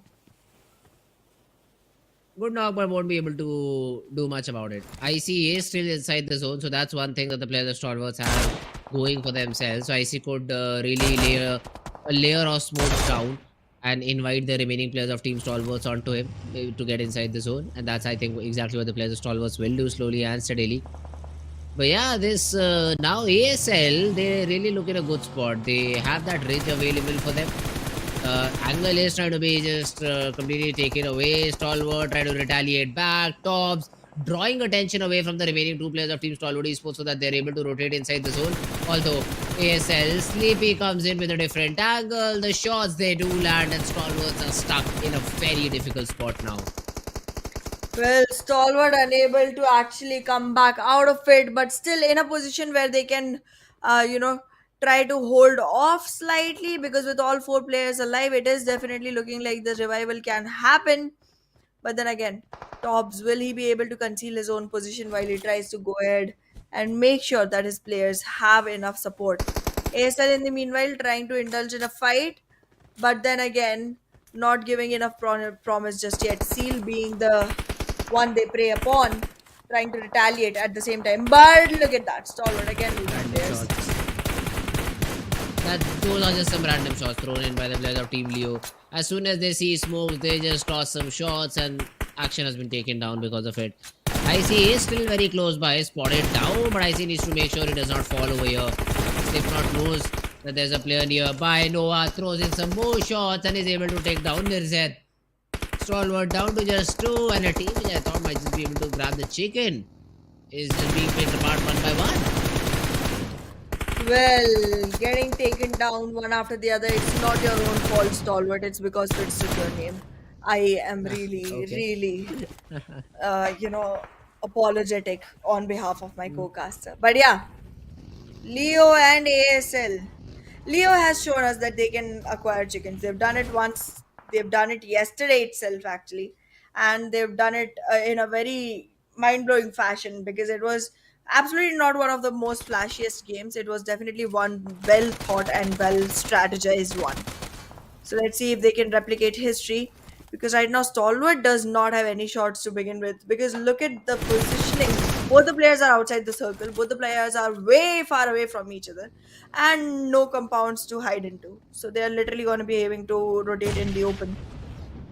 Without much value. In the meanwhile, Leo trying to make sure that they take care of Alex before Alex gets the chance to become a spoil sport for the rest of the teams. Because again, IHC with one single player does make things difficult for the ones surviving. Liquid is trying to toss a few utility out his opponent's way. These are some smokes maybe to help him cross this bridge. Wants to get on the other side of the road. But is it going to be that easy? Could have just earlier used the underpath, but I know he is a little bit paranoid considering Alex is still surviving. So yeah, IHC. Let's see how does that guy try to get some frags to his name. 11 more meters should not be a problem. Plus you have a guy try to support you too. So yeah, let's see. Liquid slowly and steadily moving in. ASL have already started taking some shots, and those are what IC and Stalwart lose yet another player in the process. Another player lost, making it Stalwart in a one single player standing situation. A solo survivor from IHC as well. And soon enough, Seal will be losing both their players too, because Seal players literally survive in the center of the circle. Not saying that it's not a great position, just saying that with only two players, you cannot really make the best of the situation in this location. You just attract attention and then keep getting shot at. In the meanwhile, though, Leo trying to make sure that Slipknot is able to tie on to Alex, and with that nade, Yeah, they will that's be it. closing it off. So Leo Esports, they've taken care of their backstab and now they just have to deal with one major fight. That is with the players of Team ASL. So this 4v4 battle is what everything falls down to. The fight for chicken will start over here. A little bit of help could be thrown in by the players of team, maybe Seal, but that's about it. Except for Seal, I do not see any other team. It's a Stalwart, yeah, tops. It's better for you to survive for as long as possible because other than that, you do not have much of a say in this game. Now, I do see the players of Team Leo still just holding their ground and not pushing through. That the only reason is because they just want to play for the chicken dinner and not get eliminated that early on. But ASL meanwhile get that knockout to Fearless. Now they know that at least it's a two-man squad, so let's just push in and maybe take all the frags necessary. But the shots from behind will suggest otherwise. Although Liquid also bites the dust right now. Leo, they just are some sort of a collateral damage in the process, whereas ASL they're just still trying to figure out how to take down this entire duo of Team CL Sports. Well, now I'm finally hoping to see ASL actually change things around, because this team, for a really long time, has constantly made winnable situations lost to themselves. Wow, But what a wait nade. a second. Fearless with that nade is gonna get one knock. Coming nades will aim for the confirmation. And in this situation, it seems like Chari is gonna get taken down. So it does happen. And now Assassin and Gaming stack, assassin and gangsta, let's see how that they Oh are able to go wow. forward. Gangsta gets knocked in. See, I told you earlier itself. And suddenly Tops also comes in. So he confirms that frag onto Sleepy and just has made game easier for the players of Team Leo. Because every team now survives with one and two players except for the side of Team Leo Esports. Now Liquid is pushing in. The entirety of Leo has that idea that we have to take care of the team right in front of us first. That would be CL Esports. But how do you take him down? I mean, Tops is also a thorn in your side. The 9 zone is slowly and steadily starting in. The smokes from Tops will maybe give him some cover to cross this area. But I think Seal is on a lookout over here. The nades are being thrown in. Tops with a nade of his own will tag down Scooby to very little HP. The follow-up nade could be even better, but Tops is also left with very little HP to work with. Follow-up nade goes in, does not damage much. It just bursts right before the wall, and Tops will be given a little bit of time to just pop in that first hit, get away from this position, but he's still risking it out, still testing his luck over here. Assassin, could he get one? That's the biggest question. Has that S12K in his hand? Could really be a little bit of a spoil sport for the players of Team Leo in the process. But for now, his main job is focus on survival. Okay. Well, Leo Esports does have an idea of where Assassin is. Slight idea, I would say, because he relocated soon after. But in the meanwhile, Seal will definitely be taken care of. Stalwart will definitely be taken care of. The main fight is gonna be between ASL and Leo, out of which I feel like ASL has already lost all they could. Now all that survives is one single player. With that knock and that spray, Scooby can also bid goodbye to this game. And with that, Seal will get taken out completely alongside Stalwart. Last two teams, ASL and Leo, 1v4. I don't think there's any option here for ASL. Yeah. Good Yes, for you, you have an S12K, but that's about it. That's where you lose the game. And Leo, they played it perfectly, you know. They could have earlier pushed down the player below them, but that just would have resulted in one knock, giving the players of Seal a leeway inside the zone, giving the leeway for Stalwart Esports to join the battle. They played with discipline. They let these players fight amongst themselves. And in the end, they're able to get that chicken dinner with a total of 9 eliminations. exactly. 9 eliminations, 19 total points, but still overall rank does not budge much. It's on 14. 2165 damage for the team.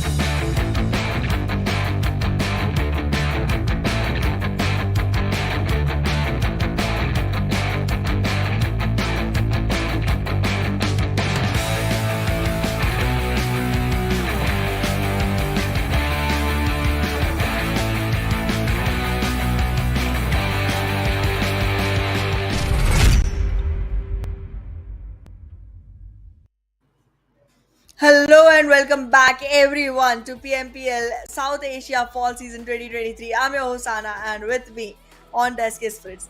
Fritz, tell me this. Did you expect Leo in the beginning? No, not at all. But at least this is one of the teams who knows how to close the game. Yeah. So I'm happy. I'm happy just for that because I've seen a lot of teams, in this situation and them not being able to secure the game for themselves. But hey, Leo is not one of them. They know how to play it out when they have all their 4 players surviving. Still, I'd say the number of eliminations were not that good. Just 9. When you get a chicken dinner, it should be somewhere around 12 to 15. But it's okay. I mean, you're a team on the bottom of the charts. You're trying to come up. These points will definitely help you a lot. Absolutely. Now, talking about one more thing, Fritz, I do want to know from you as well, because yes, ASL did make it all the way to top 2. But I still don't feel like I'm going to have any confidence in this team. And this match in particular has assured me that this team is not making it into the grand finals. Do you think we can hope something from ASL? I still have hope. Because if you can do it once, you can just do it twice as well. It's a similar strategy that I'd say the squad of DRS like to do. They just focus a lot on survival points and not the elimination points. It gets them to the top 16 spots quite a bit. So if the players of team, I'd say ASL, are able to do something like that, it'll be good. They are tops surviving for a very long period of time, is able to bring his team in a good position, I'd say, overall. And even in the match summary, you'll see a lot of Leo Esports in the chart, but the highest damage was dealt by the player of Seal. It's Scooby with 909. Exactly, that's a lot of damage to be taken. But yeah, in the meanwhile, Top's coming up as the highest healing done guy, but then he has also a lot of damage, so that's good enough. But yeah, I'm not seeing anyone that would make a huge impact just yet, because there's a lot of people who already have great stats for themselves. But yeah, ASL 11 points for them. For once I see them not having a 0. Let's see if that changes something, because this was the 3rd game. We'll probably be seeing the overall leaderboard as well after this. But yeah, Leo with 19 on top, and then Stalwart and Seal both with 13 each on second.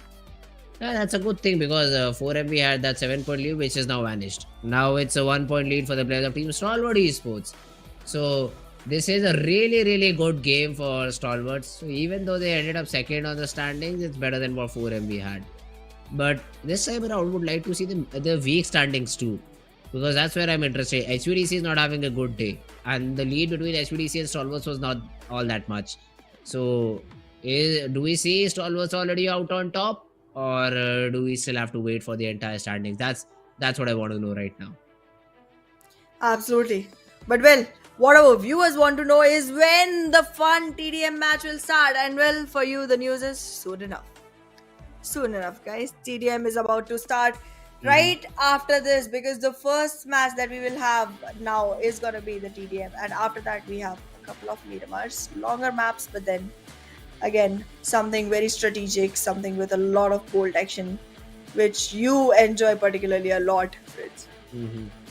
I know that. TDM is one of those games which just is fun to watch. Let's just put it like that, because if the team's playing very aggressively, I'm all up for it. I don't like those teams that just literally took it to their heart. Not one exactly, was just not budging. They just took one corner and were like, if the player of the opponent is able to break across, well and good, otherwise we're just not leaving it. I just don't like those sort of games.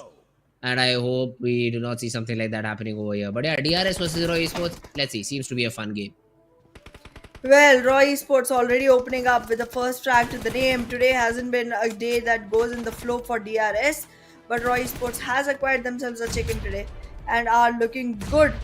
Right now, nades being exchanged. Complete knowledge of Gyante's position will result in his demise. However, a counter nade coming in from the side of Killer Whitey, but not adding as much as was expected, with 2 points each on an equalizer, and then marching right ahead, DRS acquires a lead. Yeah, just putting the entire team back to base of Team Raw Esports. Good battle around the container. The support was also good from Gyante from behind.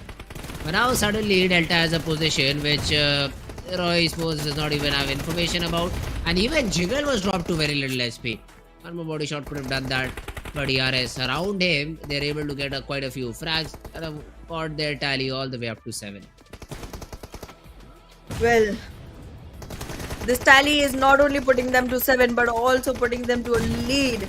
And now the lead keeps getting surmounted. However, a retaliation from Raw is trying to close the numbers down, and now it seems like there's gonna be only 3-point difference that sustains and make it 2, because I think Yante is gonna have some fruit from the nade as well. Oh, he saves himself. He does. Good.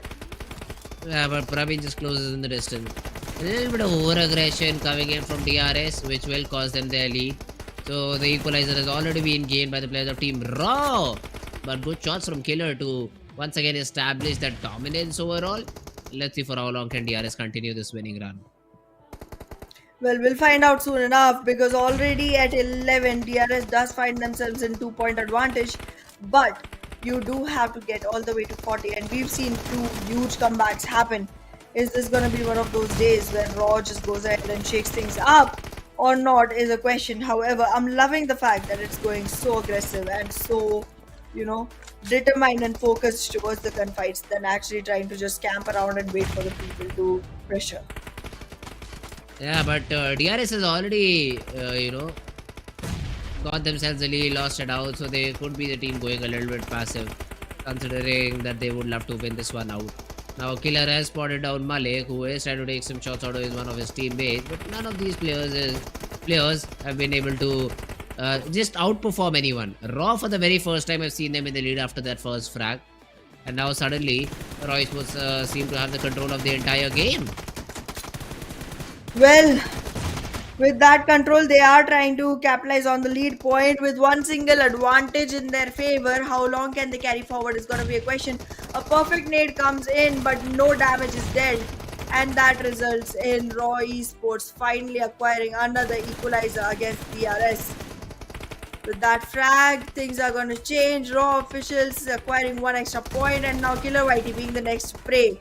But then the taught becomes the teacher, and Killer Whitey is able to secure that frag as well. No Groza this time around. It's all M4s around the board. So that's an interesting thing to see over here, because the Grozas were a little bit too overpowered in this entire TDM battle. Now, Raw Esports, they've got that 3-pointer lead. Nades are being exchanged, now utility being thrown in. DRS back to their holding form. Let's see if Raw officials are able to break through it or not. Well, Raw officials, breathing is definitely something that they need to keep doing. Even if they do get eliminated, they have to respawn, come back into the fight, and make the players of DRS revisit their own coffin. But in the meanwhile, DRS trying to slow down slightly just to make sure that the lead can be snatched at least, and then play on time. Because as of now, it seems like half the time is already done, and in that time, we have seen almost half the scoreline hit as well. Raw Esports, though, still trying to make sure that they have the advantage of it, but DRS just denying it constantly. Praveen did not expect Delta to be here. Unfortunate loss, and this will give the complete left-hand side control to the players of Team DRS. And now Raw, let's see if they're able to fight it back. Yes, they are, but that's a trade, because Delta gets taken down, but Rules on the other part of the map is able to take down Murray. Once again, the trades happen, and the 2-pointer lead still stay with the players of Team DRS Gaming. Well, DRS Gaming with that 2-point lead will be able to put themselves in a better situation, but how long the situation lasts is going to be a huge question, because Delta right now, alongside the crossfire that he has been given, is trying to capitalize, but then gets naded on. Yeah, but now it's a double man push onto Delta over here, but the good thing is he still gets one. Malik was a little bit too late on the trade. The shotgun, the Swade off was taken out, because Gante does not have any more ammo left in his main M4. We're looking to maybe get some damage onto his opponents, or maybe just get eliminated. Because no, finally now he just gets that ammo back up and running because of his teammates' co-ops, I'd say.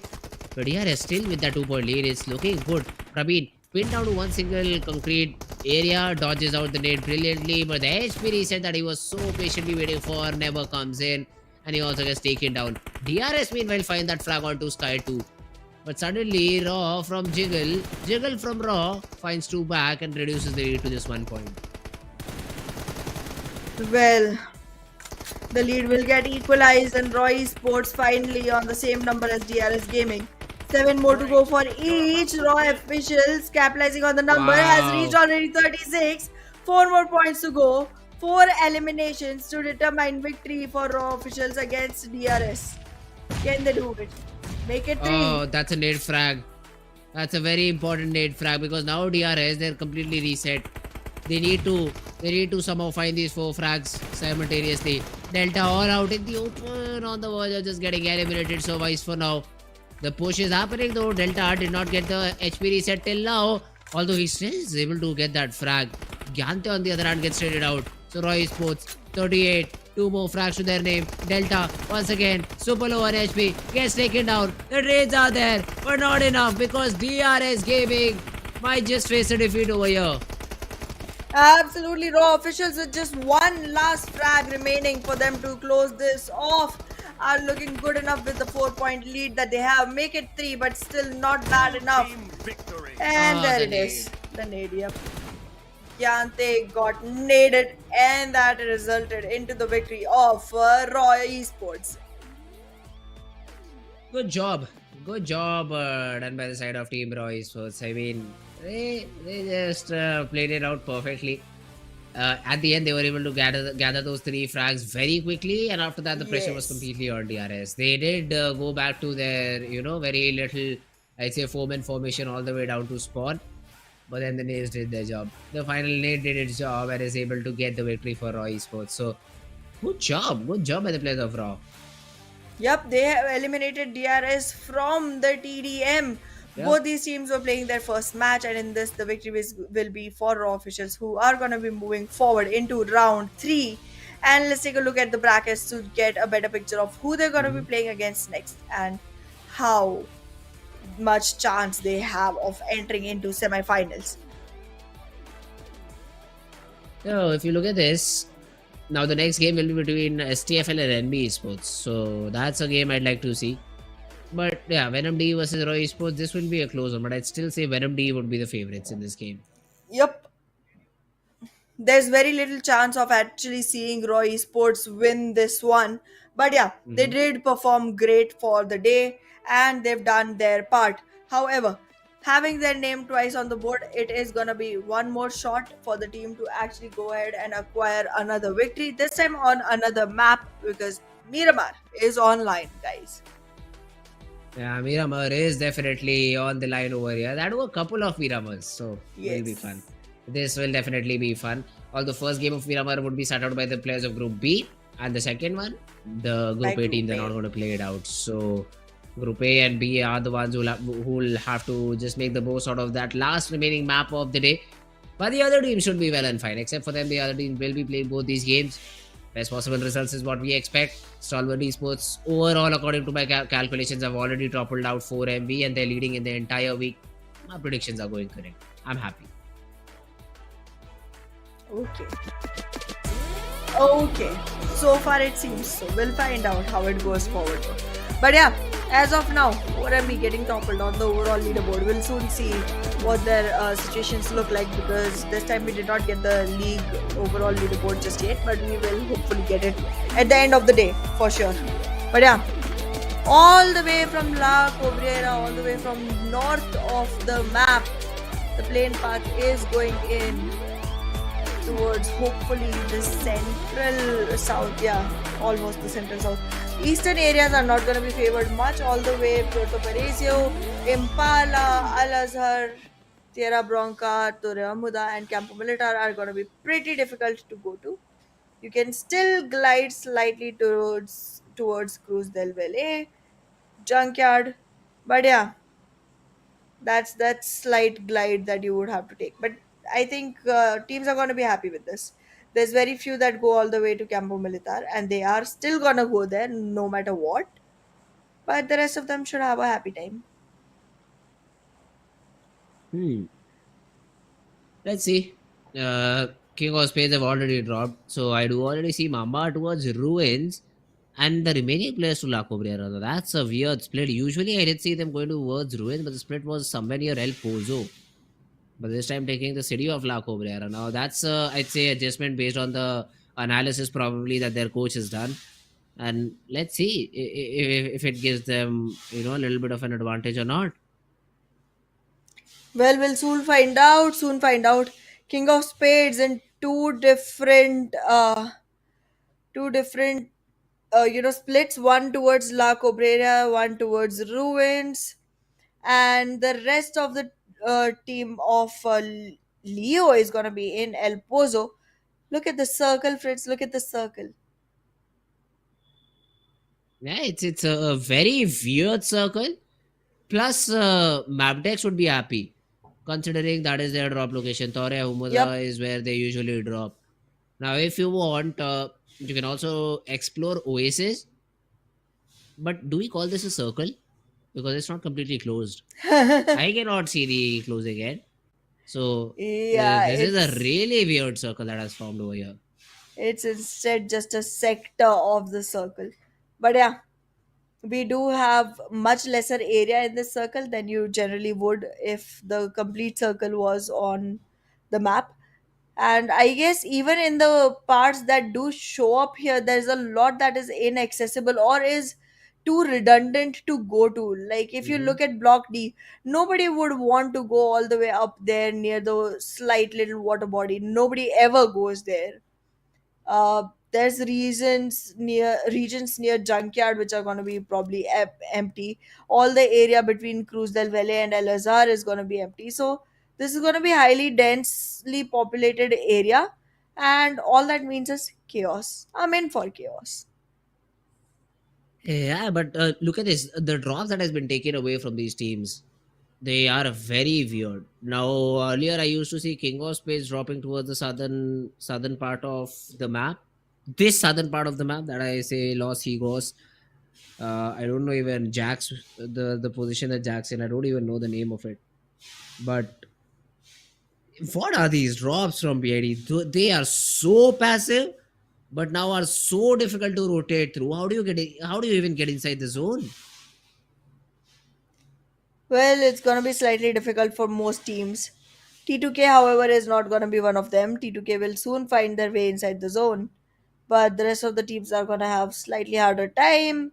King of Spades still has two players already situated in, so they're going to have an easy rotation as well. Hopefully, if Crater Fields is where they want to stick, then Leo might also find themselves an opening. Hmm. Okay. Let's see if Leo finds themselves an opening or not. Because probably because the map is shrink to such a level that we cannot see the detail. Let's say Leo still has a good area of the zone with them. For now, not for now though, because El Pozo is not inside the zone. But if they just go just go towards Crater Fields, it should be good. They should have that area because HVDC the players are very far away, and JMEX, well, that should not be a fight you should be concerned with, because usually JMEX the gunfights is something where they are struggling a lot. 4MV though around Chumasera have to deal maybe with the players of Team ASL, maybe with the players of D Venom. These fights could be a little bit hectic for them because they're not having that good of a week. So yeah, let's see.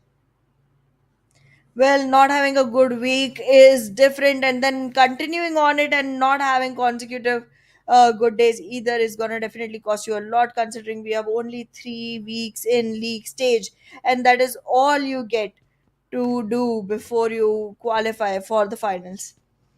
Well, as of now, no bloods have been drawn. The teams are trying to be much more subtle with their plans, much more, reserved with their bullets.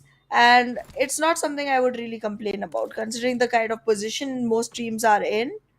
I understand if they don't want to initiate a fight themselves.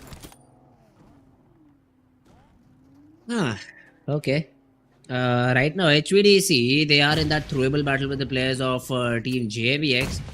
Sanchi did toss a raid, but off to no value, I'd say.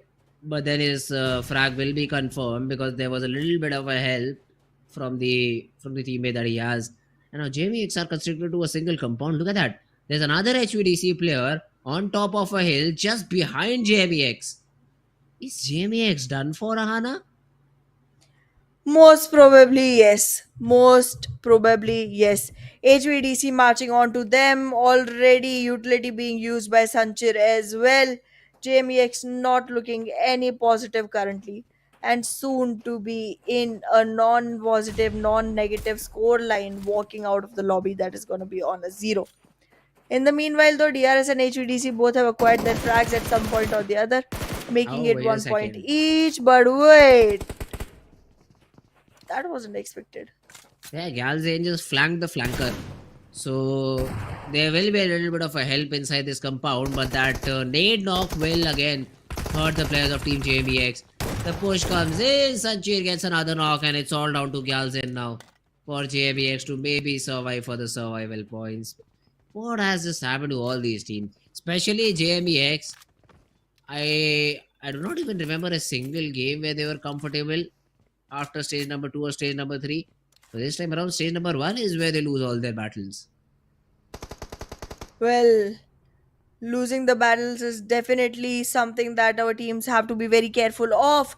Looking at that, I can also say that bad intentions alongside Seal are challenging way too much of the blue, still not making their way out of the blue, let alone making it into the circle. Not the best position, and in the meanwhile, Venom D trying to replicate the same, while 4MV and ASL both await right outside.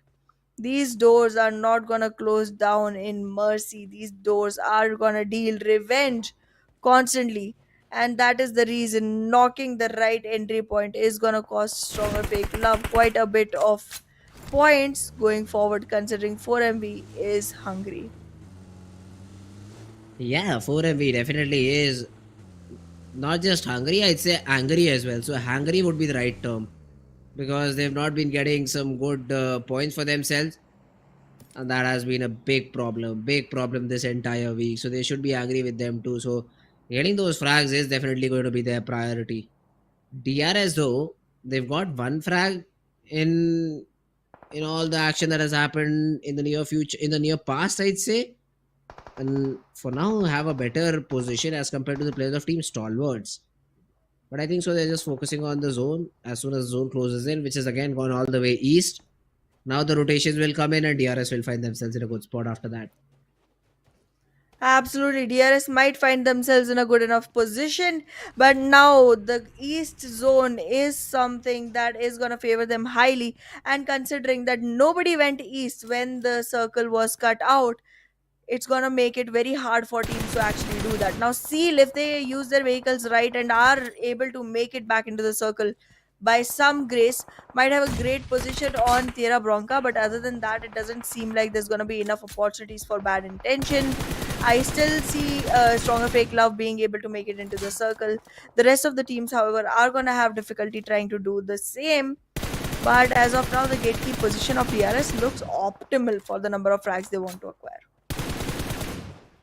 4MB though, Apex gets taken down from ASL's Gangsta. Now he's not in a position that can be revived, that he can be revived, not at all. Unless you are able to eliminate the entire ASL squad, that's not happening. So 4MB will have to continue with just the 3 players surviving. But now is the time, Hana, where you can maybe get ahead of me. So let me give you that chance. You go first in predicting the team that is going to win the chicken. I am gonna go for DRS. Yeah, okay. Again, you're hoping that your Cinderella run that got completed the first time around gets back again, huh? Okay, Yep. all right. I'll go for Stalwart Esports though. That is the team I've been sticking with. That's the team I predicted for the entire week, and here I think they'll be able to come back and get the chicken dinner for themselves. That's the team I'll go with. And they're already in this battle, and seems that they're dominating in it. HUDC have been completely eliminated by them. Well, HVDC getting taken down is definitely 3 points on for Stalwart, but that's not the victory just yet. So we'll wait and watch. We'll wait and watch. I feel like DRS definitely has a great opportunity up here. They don't have many teams to fight with, they only have to take care of a couple. And then they can wait for the circle to shrink in. And I also feel like the circle is going to be shadowing them for a really long time. But yeah, in the meanwhile, Leo trying to enter in from Toreamuda is gonna be able to gatekeep Deadeye's guys, because for them that seems to be an optimal area to enter from, but they are unaware that they're gonna be guarded and gatekept. In the meanwhile, 4MB dying off to ASL of all teams. Seriously. Wow. ASL, were you saying something about them, Ahana? cannot qualify for the grand finals. Yeah, And when I said cannot. that I they mean, might be able to take down one or two players of 4MV, I do remember a statement being made. Hey, yeah, there they they can are. take down. Complete They're elimination not of the in grand entire squad. finals though. They're not in grand finals though. They Yeah, well, won't we'll be. have I to can see bet about on that, that. because the game is still not over. Yeah, yeah. We'll find out because I don't have hopes of them to actually go ahead into grand finals. They're improving, yes, but they're improving way slower than all the other teams that they are playing against. Okay. So no, I don't consider that they are gonna be able to be in the top 16 to be able to make it into the grand finals. And also, to top all of it, there are quite a lot of teams with more than two chickens and still not able to make it on to top 16, Hmm. and they are ones without any chicken. So even less hope. Okay, just watch them prove you wrong. I don't know. I'm just getting this feeling that they just might qualify for the grand finals. At least they'll be able to get in top 16. But let's see. I might be wrong. We'll have to wait and watch for anything to be confirmed by any one of us. But right now, Raw, they were taking some shots out of them, because of which Praveen has been taken down, and now Malik is under fire. So he needs to just get this buggy, get as far as possible inside the zone first of all. But now BITX CMF, who've already lost a player, they're all out in the open, hoping to get another knock onto their opponents. Well, as of now, it seems like these knocks are definitely putting BITX in a much advantageous situation, but I don't think they're gonna be able to continue this forward longer. However, I do still feel that BIT might be able to make it into top 16, might be able to make it into the finals some way or another. They might be able to pick their pieces up eventually, but as of now, I don't think today is their day at all. Okay. Raw officials, though, the revival will come in for Jiggle too. I don't see a problem in that. Oh, never mind. I did not see Kirito up top. Just lying down, spraying through the smoke and getting lucky. Now, does Sky try his luck? I don't think so, no. The zone is also in a very precarious spot for you to give a revival, so it's just better off if you rotate away from your seal. They'll enjoy the two frags that they have. Well, as of now, it seems like Bad Intention is gonna be able to pick off a lot of damage onto Raw officials, losing only one player in the process. There is a revival possibility even for the fallen comrade. So, Bad Intentions not looking as bad as usual this time. But who is? DE Venom is. Ooh, Domi gets taken down because of a nade, and now this fight will be a little bit difficult for the players of DE Venom. DRS though are looking happy right now today to maybe invest into this battle. Some shots being taken down, not connecting, of course, because that was just a DRS spam. is done But for. now, yeah, Delta is in a difficult spot, although still is able to get one knock. Rambo will be completely finished off, and at least they're not eliminated on the 0 points. They're able to take down one of the teams, maybe. Hopefully, these 3-4 points will give them something to live by because as of now, the blue zone definitely shuts them down completely, not giving much chance of survival. Yeah, on the other hand, if we do see this fight still happening between the players of Team PITX, CMF, and SEAL, Kirito has been taken care of. So the revival has to be thrown in as soon as possible. But after that, how do you play for Team PIT? You're stuck in a situation where you cannot escape. SEAL have all the exit points covered and sealed. And BIT are on the verge of elimination. With that elimination, BIT might just lose any hope that they could have had in this particular match. But Leo again trying to climb back up. This time, Leo does look like they might be able to acquire two chickens today. But again, with the kind of numbers they acquire in their chickens, it's not going to be a great enough position for them to topple many teams. They will still be out of the league of top 12, which is the aim to make it into bonus. But it's going to be a good start nonetheless. Yeah, it's a decent start though, but how far do you go is the biggest question. That's what I want to see. Leo, on the other hand, Deadeyes guys, they've been taken down. One of the players has been taken down. Stalwarts on the other hand also trying to third party one of these teams and try to collect some frags. Leo Yeta Utado is on fire right now, just taking all the players Deadeye's guys one by one. Yeta Uta is dangerous. We've already discussed this in the past match that Leo actually ended up winning, and now it seems like Deadeye's guys is gonna get gonna be on the receiving end of all of this damage.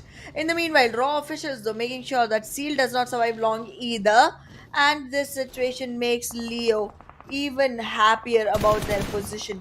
Four frags to the name, three men still standing, one gets knocked up and confirmed at the same time. Now the game is slipped away. Mabetex spoiled the sport for Leo completely.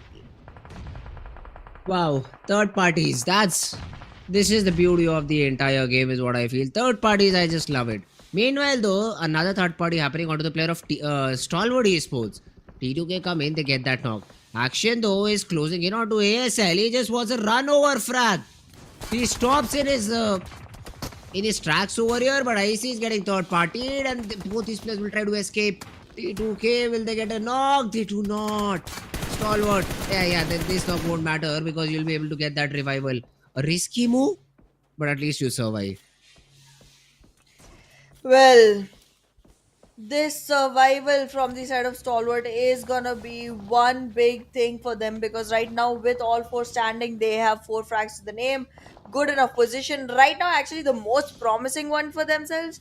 But then again, once the circle shrinks in, they will have a rotation to go for. But considering how thinly the teams are spread right now on the map, it seems like they're not gonna have much difficulty trying to do that. And wait a second, the new circle supports them as well. Beautiful. Wow, T2K, yeah, that they really are in a good spot over here.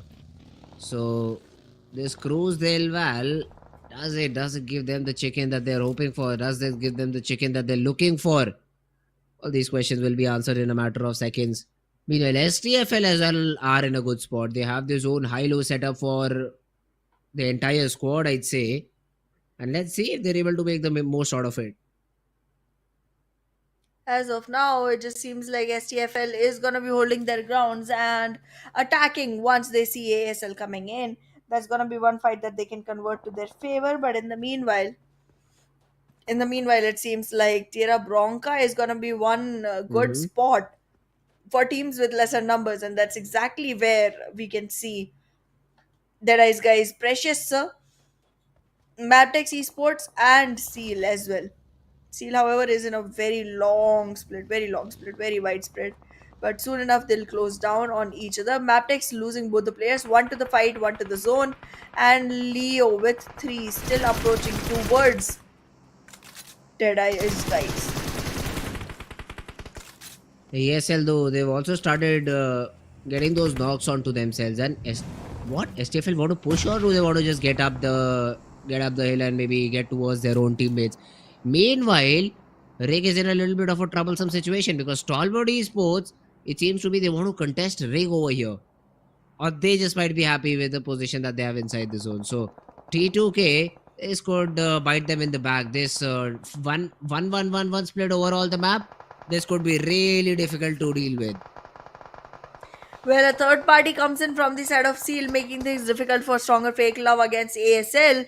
But in the meanwhile, Stronger Fake Love has already acquired good enough numbers onto ASL to make it impossible for them to win and continue their streak of not making it to the top positions at all. However, Stronger Fake Love soon will be attracting attention from Stalwart as well and from T2K.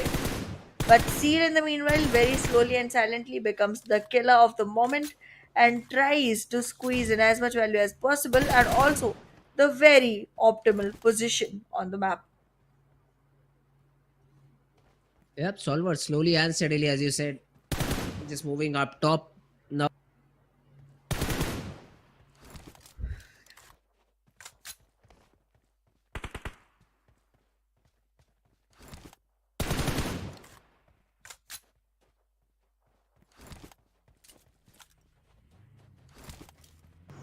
Well, as of now, it seems like Stalwart will be moving forward, but will not be in a very good situation considering they are getting sandwiched between T2K and STRFL. As of now, it seems like STRFL will be more distracted by Seal, while T2K tries to run away from the situation and make a crosshair setup onto KS, making things suddenly look much brighter for Stalwart Esports.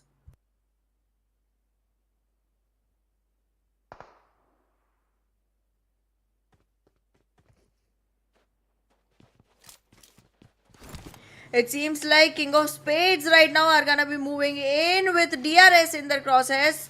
But T2K, considering the height advantage they have, are not gonna give much room for King of Spades to move around. The moment they leave their compounds, they will be in danger. Yeah, King of Spades. The problem is they do not have any frag. So even if they get eliminated over here, they won't get a lot of points. Where's the zone? It's not with them. They have to move inside the zone. Plus, there's a T2K waiting for you on the other side, and they have the highest possible angle on top of you, literally. So XMPL will spot everyone trying to rotate off. XOXOX is the first one to fall. Good shots from XMPL, but does he have good nades? He only has one nade to his avail. Now, how does he use it? That's the biggest question. Kurula from far away provides some cover fire. Deathstorm also gets taken down. Mamba, though, a good nade onto XMPL, but the revival will come in onto Rig, I think. Well, Rig will definitely be revived, and looking at the position of T2K players, it seems like they are trying to march in onto King of Spades as quickly as possible, knowing that the number advantage rolls in with them, and even the positional advantage is theirs. They might be able to acquire position, but Mamba, being one sneaky player, acquires a position which is hard to contest. But he gives up way too quickly. Way too quickly. Okay, going back up. Pretty confused. I'm very indecisive. Yeah, he's pretty indecisive. He just wants some information before doing anything else. But T2K leaving their ground will give Stalwart Esports the area they needed. But on the other hand, if you look at the split that Leo have in the final zone, that is also a very, very big split. A three-man hold that they have. XOXOX gets third partied by the player of Stalwart, and that's another frag that Stalwart would be happy to have.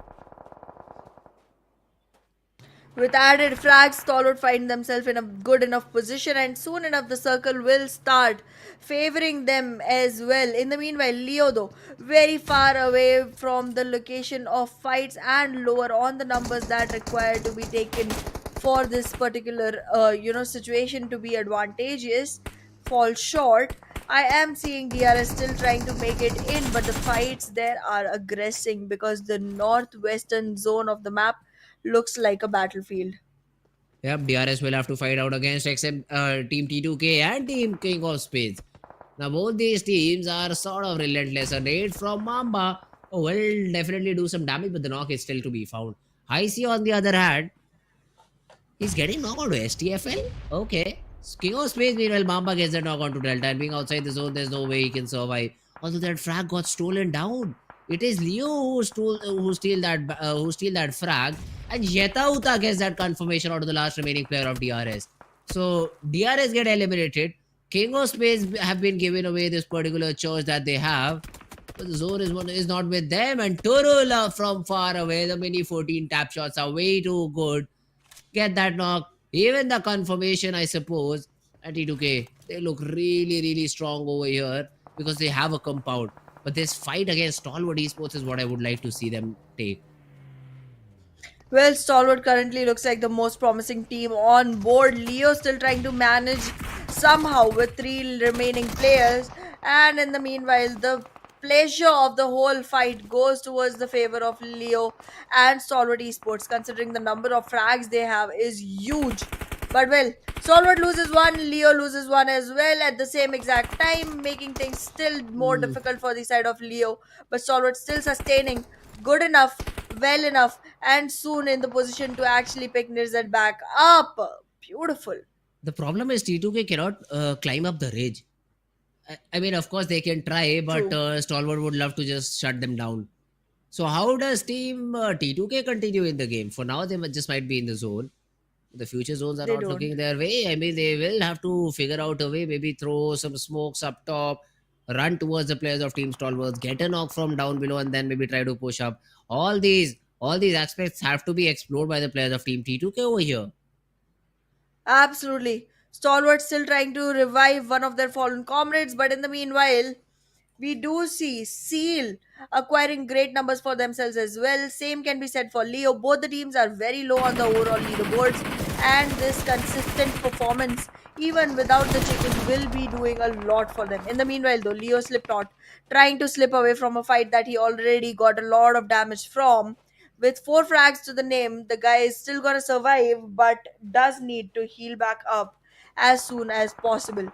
Talking about healings, it seems like there isn't gonna be enough for Leo players, so they better make sure that they're participating in the right fights and not in unnecessary ones. T2K will be taken care of by the zone itself. The only 3 teams that need, the only 4 teams that need to be concentrated on are gonna be Seal, Stalwart, Leo, and Stronger FAKELOVE. Yeah, and look at this T2K. They are trying exactly the same thing. They are attempting to just run up this particular hill, but Stalwart is not letting them. The smoke will make sure any third parties are avoided for Stalwart Esports, and they will just take down the players of Team T2K one by one. Also, they'll run into Leo, so that's another good thing for the side of Team Stalwart Esports, because who does not like her team being taken out because of a third party? Somehow, the T2K have been able to reach the other part of the map. 11 meters is the area that Stalwart need to cover over here to get inside the zone. It's not be a big of a problem. But hey, let's see Stalwarts how do they want to play this one out. Leo as well with just 2. This is looking like a very tough game for them.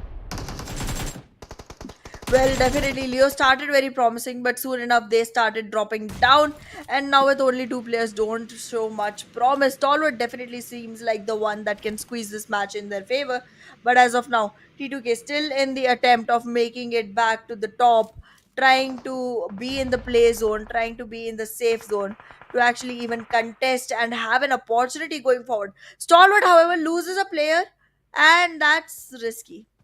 That's risky right now. Needs revival, needs instant revival, nonetheless. But considering their position, they're not gonna have much difficulty doing that. Oh, Slipknot just slips inside the smoke and survives. And Noah comes in with a perfect cover fire. It's all down to XMPL, who will also be taken care of. Liu, what are they doing? I mean, with so little players, they still are fighting it out and winning it out. And Seal also get eliminated. STF will also get eliminated. So it is a 2v4 battle. Make it a 1v4 battle. And Hana, it seems like you've lost in the prediction battle too. Because it's safe to say Stalwart Esports have won this game. Noah, the only one standing, has been tagged up quite a bit. Action is literally running with a pan in his hands. Wants to throw and get that final frag. Won't be able to do so, but the shotgun will, and Stalwart Esports, they get a chicken dinner in this map of Miramar. Well, they not only get themselves the chicken dinner, they also topple 4MB to a very bad position. An irrecoverable one for the day, to be very honest, because there's no more maps that 4MB gets to play. Oh goodness. This has been a run that Stalwart was waiting for, and they finally got it. They well deserved the victory and well deserved the position they have acquired on the leaderboard. But both these teams need to step up soon enough to make it a cushioned, well fortified position.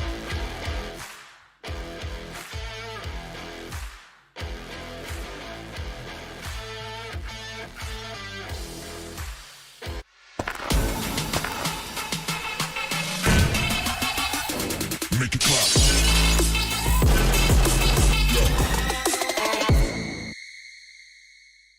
A new 1.6 by 1.6 kilometer map is coming to PUBG Mobile version 2.7. In this map, there are several energy zones where you can receive random attribute boosts, such as increased speed and health recovery. At the same time, lots of supplies spawn in the area. Be sure to grab them while you can. After finding all the supplies in an area, you should keep moving to find more supplies. The fastest way to move about is through portals. Go through one to teleport to the other side somewhere else on the map.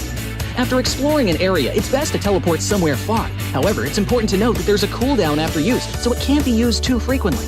If you want to travel across mid-distances, be sure to take note of the updrafts on the map. Get close to an updraft to get lifted into the air. After reaching a certain height, you'll descend back to the ground. During your descent, you can freely adjust your direction to head to your destination. This transportation method is very very handy for escaping dangerous situations. Another thing you have to watch out for are the volcanoes on the map. The lava erupting from these volcanoes can cause damage within a certain range. Be sure not to step on the lava, otherwise you'll keep taking damage and lose health. After arriving at a new area, be sure to search for exclusive crates. Approach them to get exclusive themed supplies. Apart from exclusive crates, timed airdrops are also a great way to get supplies, so make sure to keep an eye out for the countdown timer on the minimap. It indicates when an airdrop is about to appear. After the countdown ends, a crate with amazing supplies will rise from the ground. When this happens, there will surely be many enemies vying for the crate, so make sure to lie in wait beforehand and evacuate quickly after grabbing the supplies.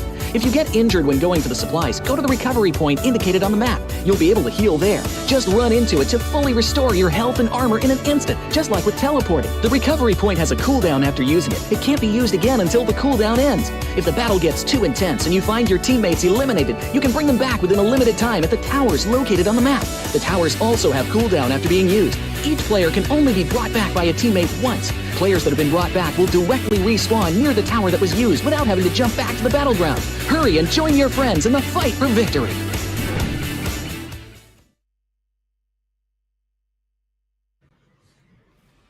Hello and welcome back everyone to PMPL South Asia Fall Season 2023. I'm your host Anna, and with me on the SK Spades, we are back. And this time we have news which is not very happy for me, but I'll still be a good sports person and be like, good job Fritz. Yeah. You finally have more predictions than me, You which are do right. not have any other option. Is the thing over here? What? You did not Even make if a I had prediction options, was I would be a close. very nice person. No, that's the only option left.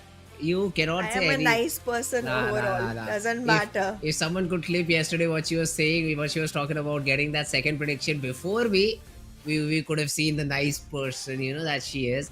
I But- was promising, but not mean. Nah. You've lost the prediction game too. Not entirely lost. You still have a chance of a comeback. I'd say the odds are exactly as low as the winning percentage of ASL. So not that high. Not that high. We'll have to check how that goes. But yeah, a great game from the players of Team Stalwart Esports, man. Tops, he is the MVP of the entire game. Total 6 eliminations to his name with 1300. That's good damage too. He is the one who has the most impact in the entire game. Absolutely. And Tops has been showing up consistently in the top players, so I guess he will be bumping his position up as well. And soon enough, we might see him contesting against No Fear, which is going to be huge. I mean, I would love to see that happen. But yeah, as of now, looking at the top players of this particular game, we should be seeing, I guess, a couple more names from the side of Stalwart. Yeah, we do see one more. But Leo is not very far behind either. They have 8 total eliminations together, including Novax and Slipknot. And Soulless from the side of Seal, still showing up on top, but does not get enough support from the team just yet. Yeah, but all these teams, Soul, Leo, Stalwart, they had good number of frags. So the top 3 will, I'd say, stay intact according to the ranks that they've got for I'd say after a very long period of time that'll happen. So that's a really good thing. I mean, it just stops and him showing with some random numbers, I'd say, except for Sleepy jumping in terms of the most healing that was done. But yeah, Stalwart Esports, man, they just played their hearts out. They were just always in the perfect spot. The only position where I felt a little bit scared was when they were fighting it out against the players of Team Seal. But as soon as I saw Seal had just 2, I was like, yeah, that's chill. It's just a chicken dinner for the players of Team Stalwarts. Well, it so turned out to be. And with 23 whooping points, they have definitely made a great cushioned position for themselves. And the way 4MV has been playing these days, it does not seem like they're going to be able to shake this number at all. Mm-hmm. So yeah, congrats to Stalwart for actually acquiring the first position on the leaderboard for the end of overall leaderboard. But yeah, going on to the page 2, it seems like a lot of teams disappointing everyone, including 4MV. Excuse me again, 1 point kid. I am losing hope. Haha, you should. Prediction game is also my strong suit. So, I mean, if you do not agree with me, you will be in a lot of trouble is what I feel. But yeah, 4MV with just 1 point to their name, not the best possible game. Plus one more game has to be played. So Stalwart Esports could really rub salts in their wound if they're able to salt not salt in their wounds. But definitely this map of Miramar, if it again gets rained on by the players of Team Stalwart Esports, yeah, well, that's GG. That's GG for the entire week. Nobody can touch Stalwart after that game because HVDC was the only one above them. They were the ones who were competing.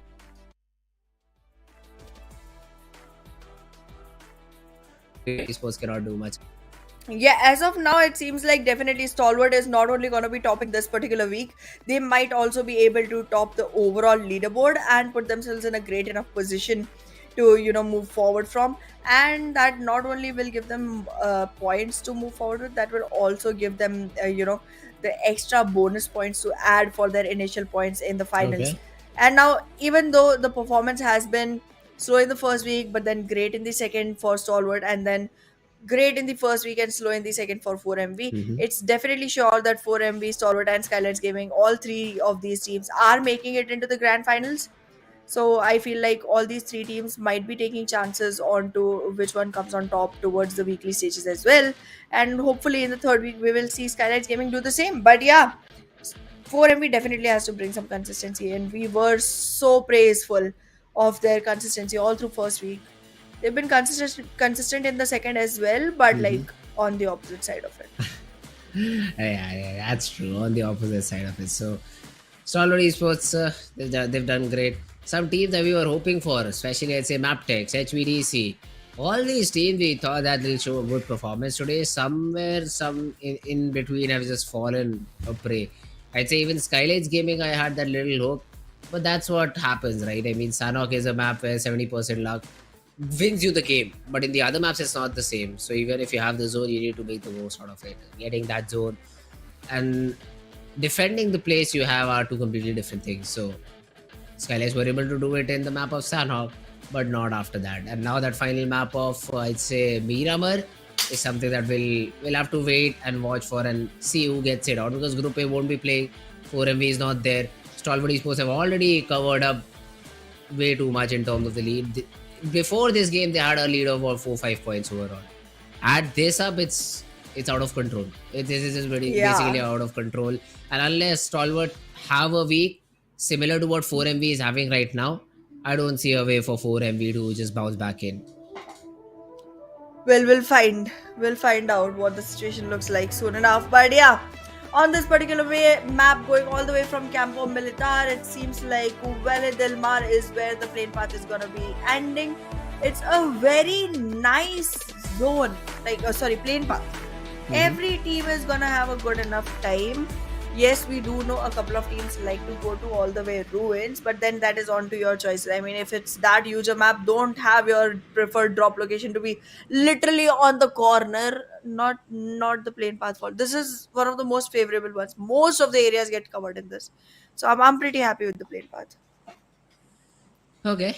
Let's see. I mean, if the other teams are happy with the sort of the plane path that we have right now or not.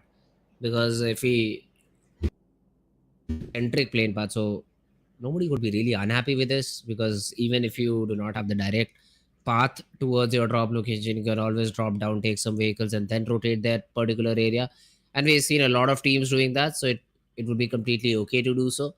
But meanwhile, I do see a drop fight, sort of a drop clash over there in the city of El Azhar, where two players of Team Seal could be seen hovering around that particular area.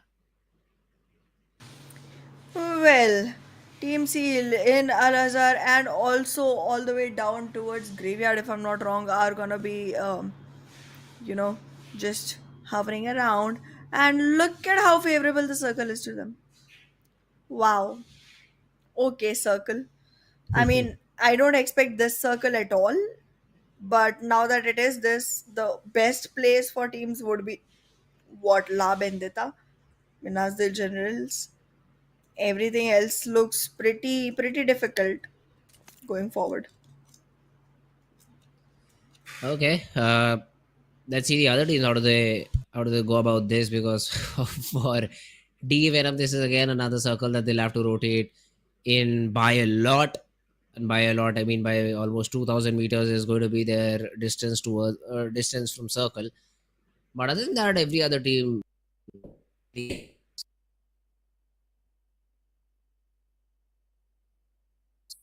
for themselves.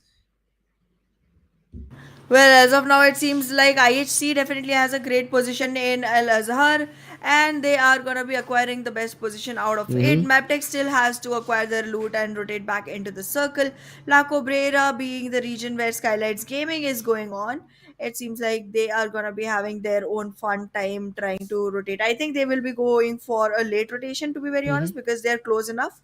But yeah, they seem to have a good enough position. The team to be worried about right now is gonna be DE Venom. Okay, D Venom is the team to be worried about. All right. I mean, they will be the last ones inside the zone, so they probably will have all the information that they need. But yeah, as talked about, HIGHVOLTAGE Esports are the team who have gone outside the circle to get their loot, except for Fearless. He says, guys, I'll take a shortcut to Impala. I'll loot an entire city. You go Puerto Pariso and loot the extremities of that dock region, whereas Kirito will just focus on the small little compounds that there are.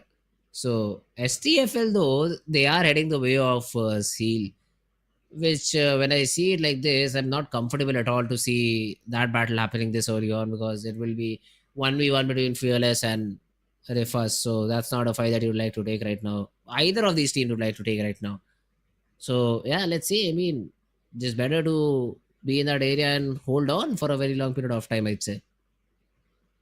Yep, let's figure soon enough how this looks. As of now, it seems like LSR is definitely one of the best positions to hold on to because you definitely have very clear area towards your east.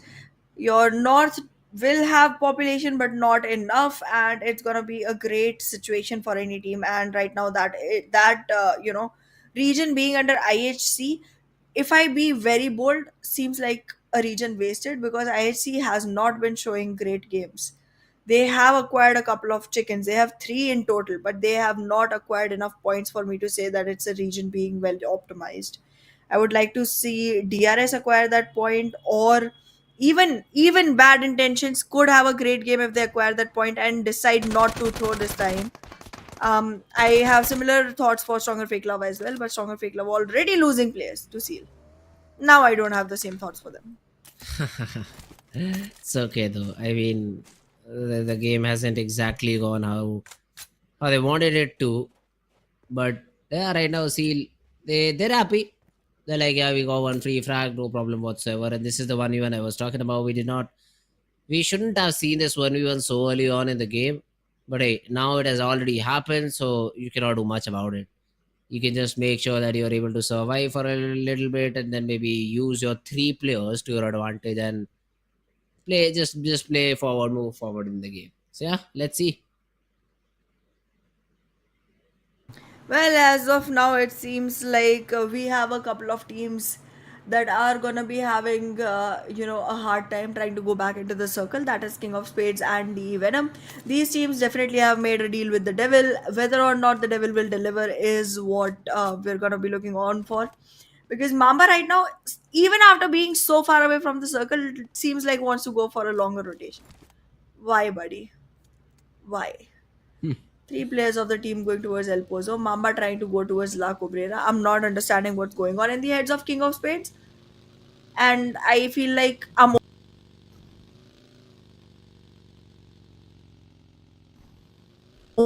Let's see. I mean, how do the other teams got to play this one out? Because if I see STFL, okay, STFL they get pushed in by the players of team ASL, and those one pumps are just doing properly.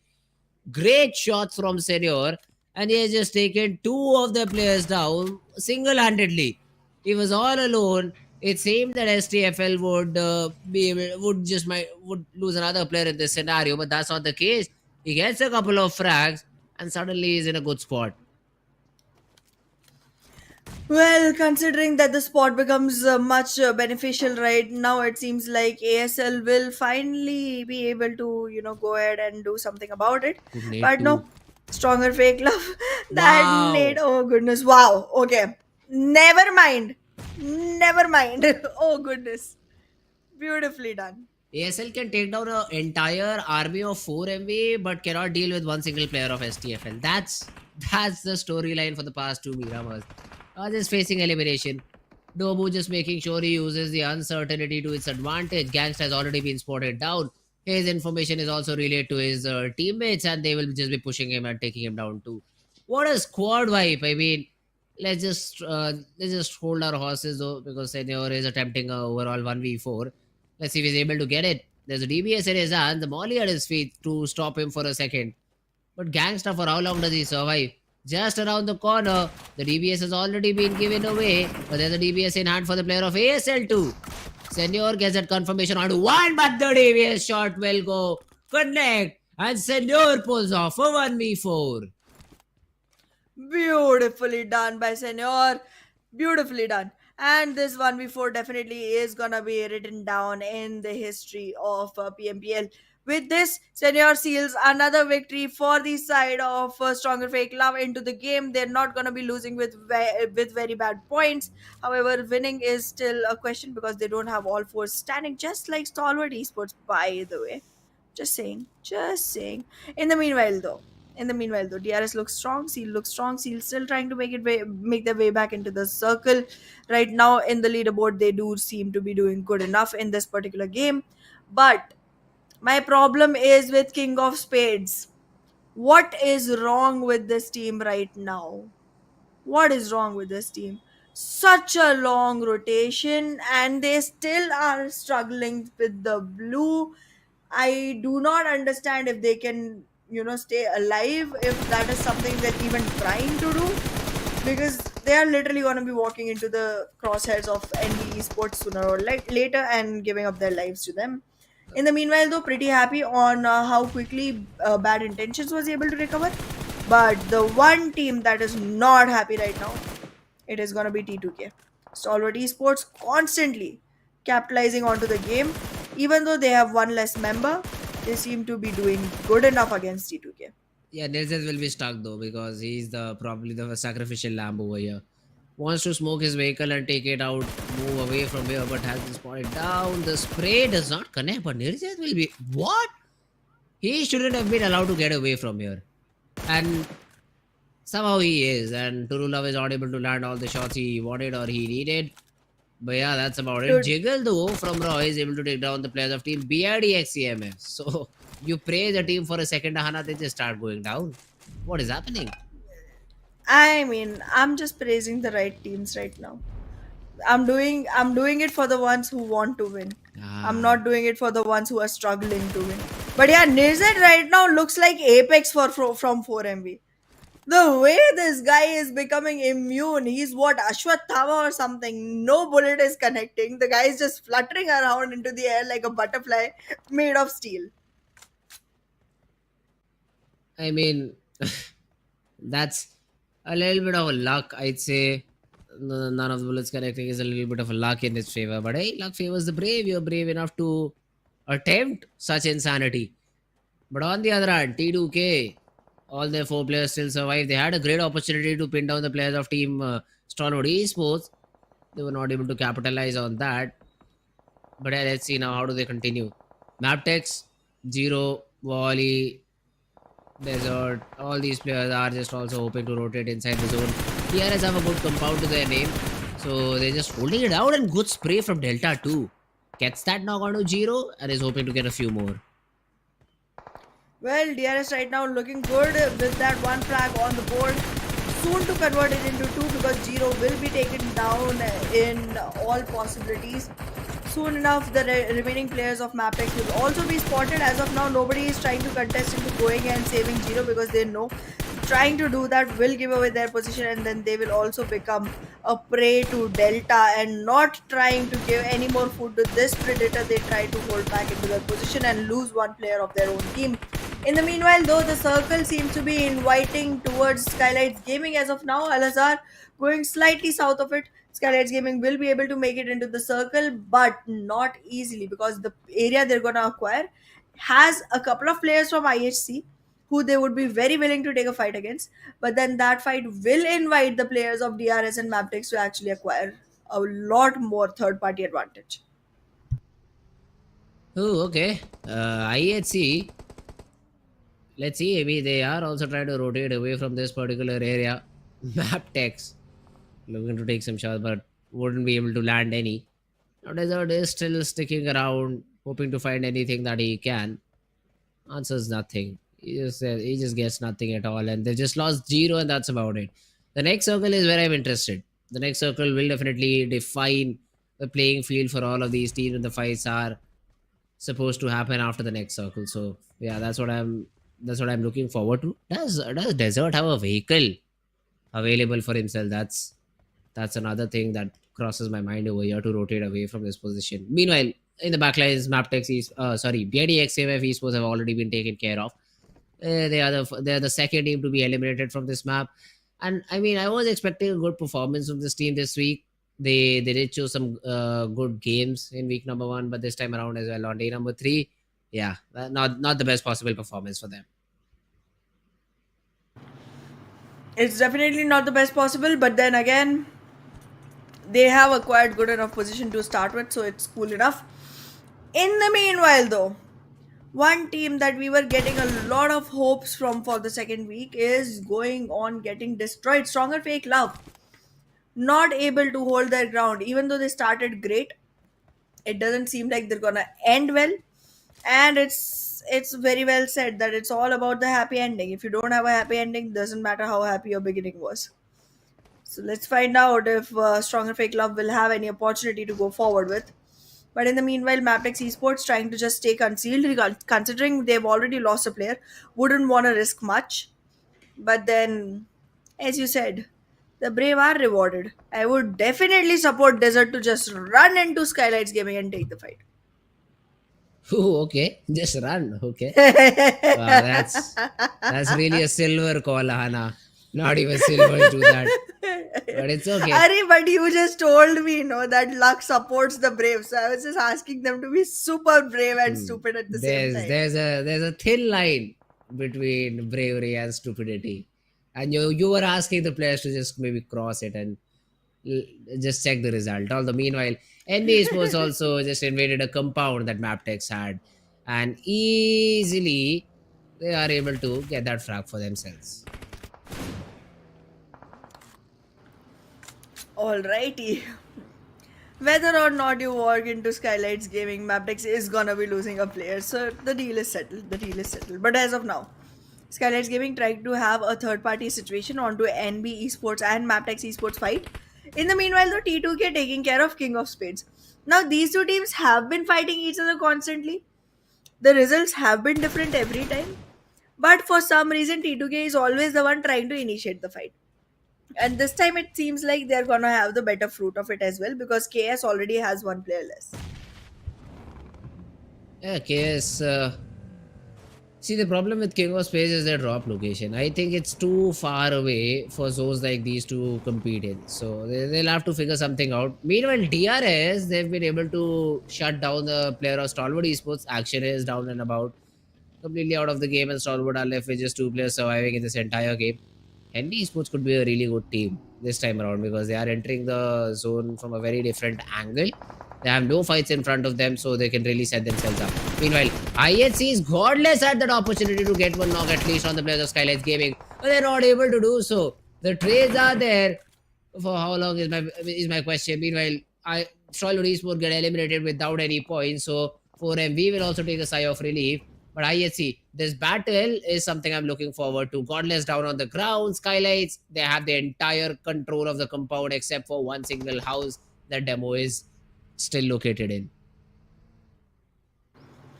Well, as of now, it seems like IHC is not going to have the best time, considering that SKYLIGHTZ Gaming is going to be having more control and more number of players to themselves. Godless will be taken down as well, so no more information related to the players of IHC. And with that, the situation becomes slightly dicey and unpredictable for Venom DE and Raw officials. Raw officials, however, completely seem to be acquiring control of the situation slowly and steadily, and with all 4 alive with 5 frag points, they look good, and Venom DE gets taken away completely. However, in this particular game, I feel like Seal and DRS could be 2 teams that have great contestant. But in the middle of the whole circle, you find who? You find Leo. Okay, Leo Doing Esports. good, chilling. But for now, they don't have any frags. So that's one bad thing. But the good thing is they have the center of the circle, so they'll have an opportunity at getting a lot of frags to their name. So let's see. Let's see how does that go. Meanwhile, a lot of smokes have been deployed over here by both these teams. But ISC are the ones who are trying to get in and probably use it to their advantage to sneak into the compound that SKYLIGHTZ is holding right now. Zol being the sneaky snake, he's all alone though. That's my concern over here. And Mafia Ninja spots him down, tags him quite a bit, but the reset is being attempted, although Nima will deny that. Nima gets another knock, Zol will be picked off. Alex, what can he do? What can my guy do? Demo with a little bit of a support. Mr. Boro dropped down to very little HP. Does not have a first aid to work with. It's only the boosters. But the push comes in. Alex goes down and INC 1 by 1 will be eliminated out of the game. Wait, IHC getting eliminated is not gonna be that much of a news, but now two more teams get eliminated with no points at all. After that, everyone starts getting position points. That's one thing that Leo can prey upon. At least they will have 1 point going out. Mabetex seems to be the next team that gets picked off because they are, first of all, only two players, second of all, too far away from each other to actually sustain this. But well, in the meanwhile, T2K takes some damage from raw officials, and this is one fight that T2K cannot hope to come out of alive. But let's see. Hopefully, they will have polished their gun skills enough to make this work. But yeah, currently it just seems like a raw officials thing to deal with. That's true. NBeSports though, would love to see how well do they take those fights. Raw Esports on the other hand, they just ran past the players of Team T2K and were able to eliminate everyone without even getting one of the players knocked out. So it's like, yeah, we are rotating, but in the meanwhile, we will collect 2 free frags. That's who we are. On the other hand, I do see NBeSports making sure that there is no one present in the compound, just tossing volleys, tossing some throwables. T2K are falling 1 by 1 and only 2 of their players survive. Well, that will even not for long because SMPL just got taken down. Rig all alone manages to find that one frag. Will be eliminated instantly though. So Mabetex also now surviving with only Desert. Well, Rig did make things easier for quite a lot of teams by taking away the one single player from Mabetex Esports, and now only one survives from Mabetex as well as T2K, and both are at the verge of extinction because both are being chased at the moment. Soon enough, the fights will happen. There is awareness of how many players are in which team, surviving and still sustaining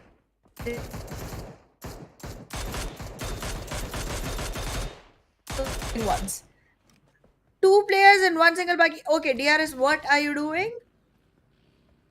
Big. Okay, go for it. Now that's bravery. You understand the difference? That's bravery because they knew no one would shoot at them.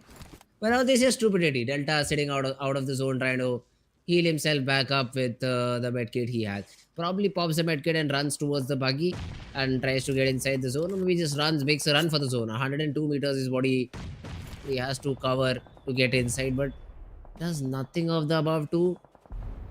Huh? He's like, nada. None of the above is what I choose. But well, as of now, it just seems like NBeSports is completely on to DRS. They're trying to make sure that this one team is eliminated completely. Delta has no option to actually do any of those because he's constantly being pinned down by players of NBeSports, and he does not have the opportunity to, evacuate his position and relocate because gatekeeping is on point from the side of NBeSports, and they're doing it well enough. Soon enough, once the gatekeeping position is done with, once the DRS team is dealt with, they might even be moving forward to take care of Mabetex Esports. T2K, however, is in a great enough position. They won't be budging much. They will just sustain there. One single player will try to make sure that he is able to rig the leaderboard by making sure that he survives for long enough. DRS losing players to the zone, also losing players to the damage because NBeSports trying to march right on to Killer IT. Wow. And there's no support. That's surprising for me. Now there's a shotgun around the corner. Gyante will get one, but the trade, it's not there. It's not there, and the frags just go out. DRS. For a second, we thought they were in such a good spot, but suddenly they just get eliminated at NBeSports. They are the Now ones it's to a do the seal job. game. now it's a seal game. It's definitely a seal game. They don't have many fights to take on. They have great position in the circle. Easily gonna be able to recollect the remaining players until they do something which I call bravery, but the world knows it to be stupidity. Until they do something like that, they're gonna be fine. So okay, Anna, I'll help you understand the difference between the two. But for now, Casting with we'll you definitely falls into the kind of bravery that I call it, right? or maybe the stupidity. That's something you're struggling with, right? So I'll let you know. I'll let you know as soon as I figure it out. But right now, Mabetex tossing a nade, NBeSports, no problem. They will take some damage, but then the rotation is being attempted in a buggy with another player up on top. Akaz, who was trying to make some way, gets just pitched on by the player of Leo. Yetauta gets one. Malik from Raw gets another one. And NBeSports are left with just last player standing. Oh goodness, and in the meanwhile, King of Spades somehow deals damage on two Raw official players, and Raw Esports also losing two players in the process, lose their chance to victory. And now it's all on to Leo, SKYLIGHTZ Gaming, and Seal, because being all four does make a lot of difference towards the last few occasions. And with that, King of Spades will also be facing the wrath coming in from the side of Malik to avenge his fallen comrades. But now avenging is all he can do, because this is not a situation where he can recover. Oh no, gets taken down. Sad. King of Space, they just stopped the push coming in from the players of Raw Esports. That's a great job by them. And they might be able to even revive some of the players. SKYLIGHTZ, meanwhile, being just thrown at by the players of Team Seal Esports. A lot of utility coming their way, a lot of gunfire coming their way. Let's see how does SKYLIGHTZ deal with all of this. Nima subjected to a nade, just barely survives it. Soulless, he's very aware about what's happening around him. Drops an underhanded smoke. He knows that Nima cannot peek out of that angle, because as soon as he does, he'll be just taken down. Soulless gets another frag. That's the opening Seal wanted. And now they will just try to corner down the players of Team SKYLIGHTZ Gaming and take them down one by one. Well, all the players survive very close to each other from the side of SKYLIGHTZ Gaming. The zone is going to be pushing them. The nades are coming in. The damage is coming in. But wait a second. Scooby gets knocked instead.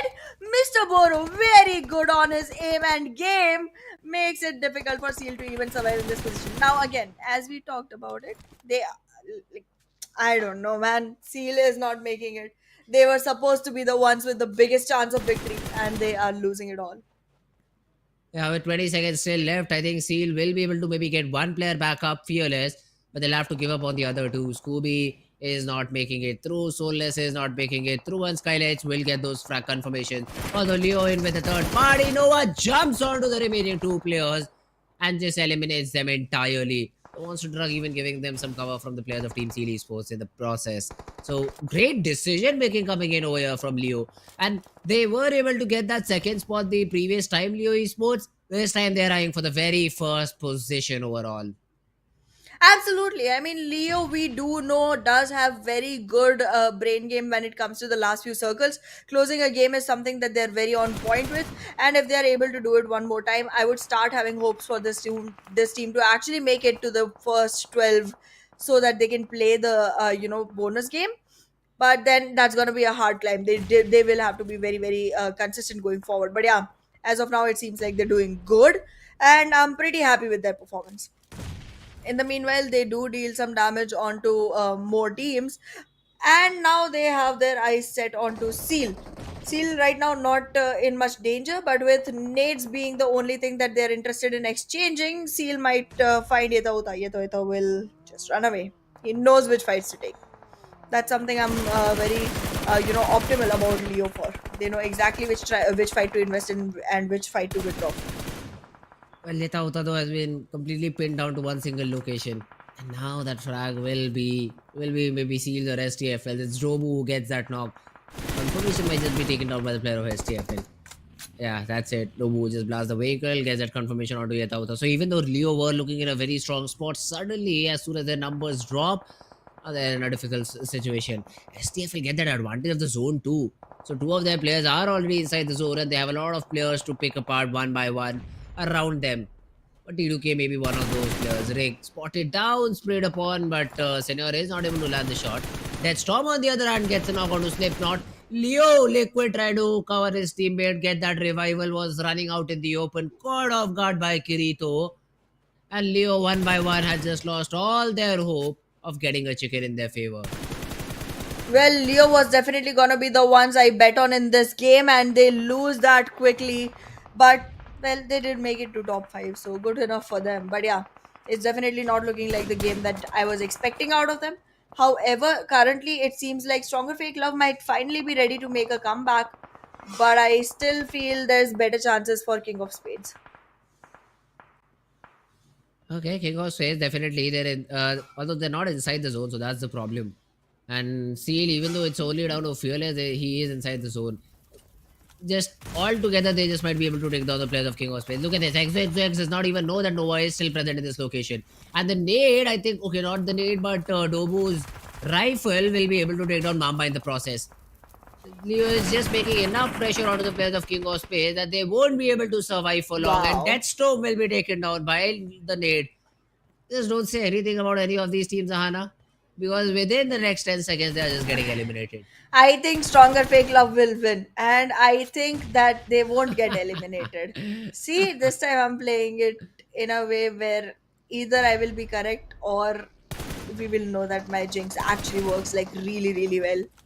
But yeah, as of now, it seems like Seal is gonna have their fate sealed off. Fearless gets taken down. Now it's a 3v1, and T2K Rig, being the only person surviving, is gonna have to face off 3 players from the side of Stronger Fake Love. One can be taken care of very easily.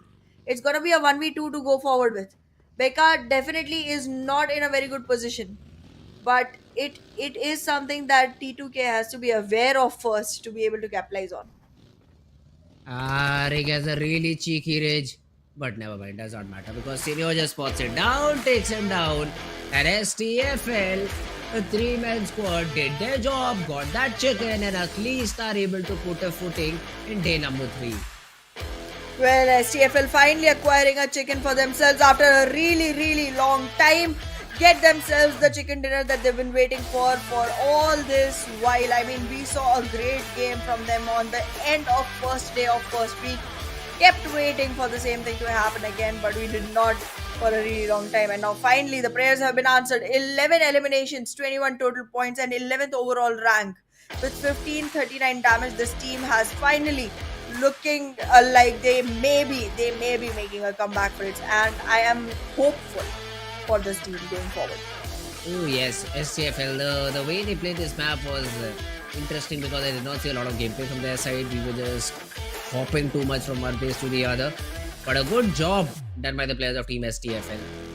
11 total elimination, 21 total points. It's decent. 12 is what I think if you are getting a chicken is the number of frags you should at bare minimum have.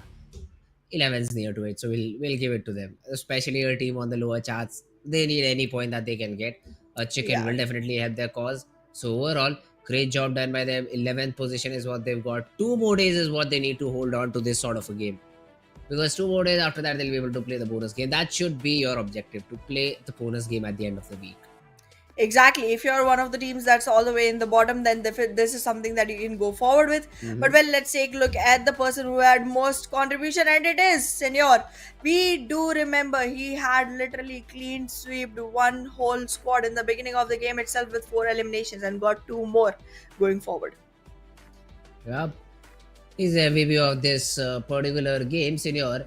Good job done by my man. So definitely deserves the title that he has got over here.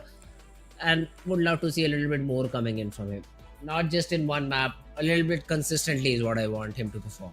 So a great job done by Senior overall. But if you talk about the other players who had an impact in the game, so it is Kirito from Seal, Fearless from Seal, Malik from Roy Esports, and Rick from T2K Esports. So all of these players looking good. Just let's be a little bit more consistent in terms of what you do. Absolutely. I mean, I do feel like Seal definitely had the opportunity to actually seize the map, but then they failed. However, it is also Leo that showed a lot of promise and then did not deliver. But yeah, SCFL winning this one definitely puts them in a much better position in top 12 nonetheless, which makes it easier for them to hold on to the position. But yeah, with 6 frags, Senior holds highest eliminations, 857 for highest damage for Kirito, 4 assists for Jiggle, and 369 healing for Nima. Yeah, and if we talk about the match rankings now, Seal getting 14 points to themselves. A good thing for Seal overall. Leo Esports on the third spot, 11 points overall. Raw Esports with 9, T2K with 9, SKYLIGHTZ. Yeah, all these points are decent. Anything above 7 or maybe 7 is good, I'd say. So it's good job done by all of these teams, but the other teams, well, DRS, Mabetex, Venom, they have to perform. Surprised to see Stalwarts in the 14th spot. Did not expect this team to be such low position, such lower into the charts. But yeah, without any point, I mean, would love to see Stalwart perform a little bit better in the future game, because this was their chance to cement their lead overall. Exactly. This was the moment where they could have actually made sure that the lead became such huge that there was no option for 4MV to even topple them at the end of the week, because we still have 2 more days to go. And you know it. If 4MV has one good day, that means that they can actually squeeze in more than 50 points in that day. We know how huge their lead is when they start showing the kind of performance we saw in first week. So you definitely wanted to cement their position. Stalwart definitely should have done that, but knowing that they literally got eliminated on 0 makes it harder to digest for Stalwart fans, for you. But yeah, they have acquired the first position, at least in this weekly standing, and in overall league also we'll find out soon enough. They have 16-point difference against Raw to begin with. Yeah, Stalwart Esports, if we talk about the overall ranking in this week, they've been able to come out on top, but look at that Raw Esports as well, just following them behind. HVDC has fallen down. Seal, though, has picked up the pace over the last few days, and 93 points from 12 games is not bad at all. Yeah, considering they don't even have any chickens, it's definitely looking good. But this time I do see a good distribution of chickens overall. Like in the first page itself, we're seeing most teams having at least 1 or 2 chickens, and that's good, because earlier we were not seeing as many new names pop up for the chicken contestants. But yeah, this week is more equally distributed, and I feel like in the next week we will definitely be seeing more teams taking part into this whole dinner race. But yeah, ASL, JMEX, both surviving very low on the leaderboard. And what's funny is I still think JMEX might be able to change things around, but I don't think ASL might be. What's with you and ASL? I don't understand. I don't like the way they're playing. They're not doing good. They literally throw away situations which are not supposed to be thrown away. And with JMEX, I know for a fact, yes, they have lost a lot of fights. But one, they do not initiate fights on their own. If they get that confidence, I think they will be able to do much better. Okay. 2, they are mostly in sandwich situations and mostly taken down because of the lack of numbers they have. ASL, even with all 4 surviving towards the end, towards being the one team with the most numbers, still manages to lose. That's just very disappointing. Very. Okay. But if we talk about the overall standing this time around, Stalwart Esports have already taken over the players of Team 4MV and even of the players of Team SKYLIGHTZ Gaming. So Yeah. 4MV, they're just facing a disaster. That's what I feel. If 4MV does not pick up their pace tomorrow itself, and by the end of tomorrow comes back up on top to the position of first, they will find themselves on 5th position, because Raw Esports and Seal will also be able to topple them. It's literally an 8-point difference. However, for 4MV to actually change things is not going to be very difficult, because SKYLIGHTZ is only 1 point ahead. But then again, considering that they were earlier 46 points ahead of SKYLIGHTZ, it makes it harder to believe that they will be able to perform consistently. They need to be back in their original form to actually go forward. But yeah, going on to the second page, until DE Venom, I'm happy. Everything after DE Venom is some teams that I have zero hopes from. Okay. If we talk about the overall elimination leaders this time around, oh my god, No Fear has just taken away the chart. 65 eliminations by himself. AR Tops is there in the race, but is he though? 12 elimination differences what separates No Fear and Tops in the chart. It seems like if Tops does not pick up the pace over here, this entire thing would just go to No Fear single-handedly, man. He just has been I'd say the cannon for the side of team SKYLIGHTZ Gaming. He sure has been, no doubts on that. But yeah, I do gotta say, we have been, dissing on 4MV a lot, and I completely agree. Their performance was terrible this week.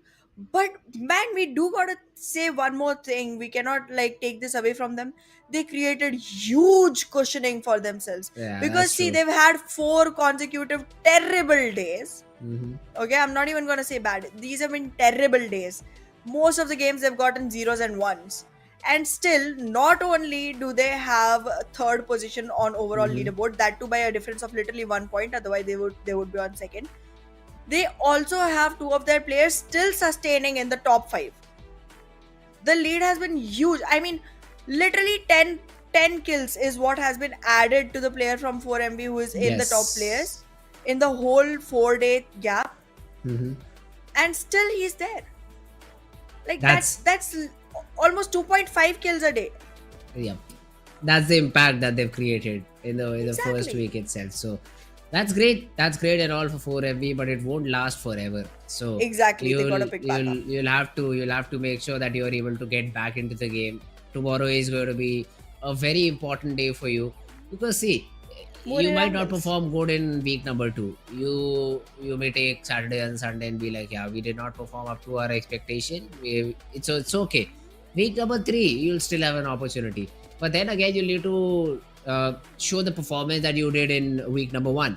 So these are some of the things that you'll need to keep in mind. Now, 4MV as a team, I'm sure they will show up in grand finals. They might be trying something new over here because of which they've been facing such difficulties, and they will fix it out. They will fix it out, go back to what was working for them, and just play it exactly like that. And probably again compete against the players of Team Stalwart Esports, because that has been the story of South Asia. Yes, there are a few teams from Nepal region who just try to come up and fight against Stalwart Esports and 4MV, but it is usually them who end up in the top 2 spots. That too for a good reason. So I really hope 4MV they just go they just bounce back. I want the other teams to just play exactly like the same that they are. SKYLIGHTZ, they've been playing good. Let's just continue with the same performance. DEADEYES guys' performance did drop it by a little bit today as well.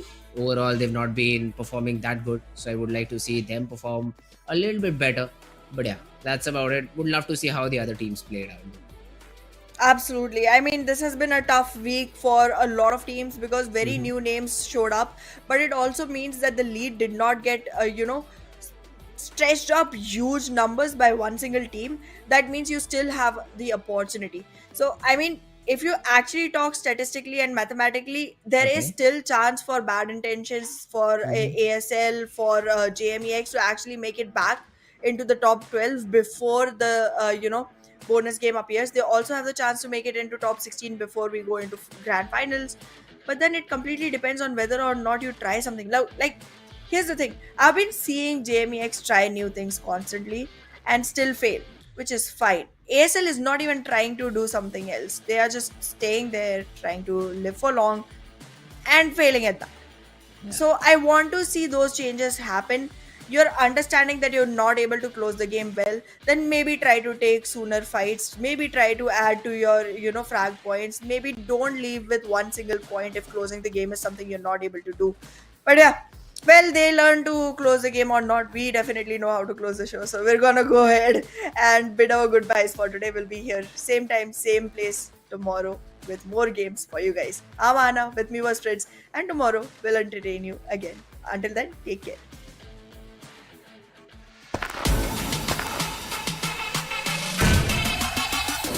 Make it clap.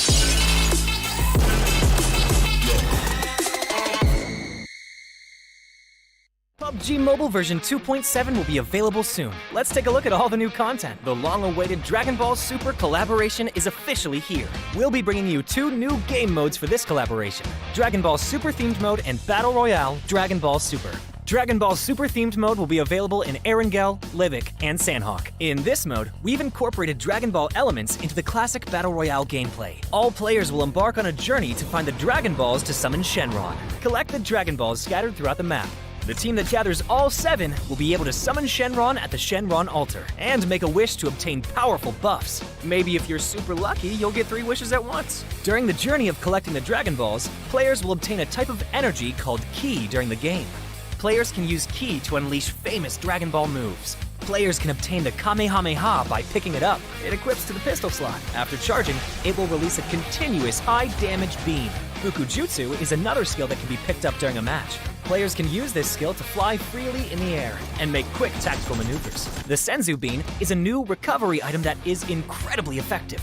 The Dragon Radar can display the location of Dragon Balls that haven't already been claimed by other players. It can help you collect the Dragon Balls more quickly. The Air Car can carry up to 3 players.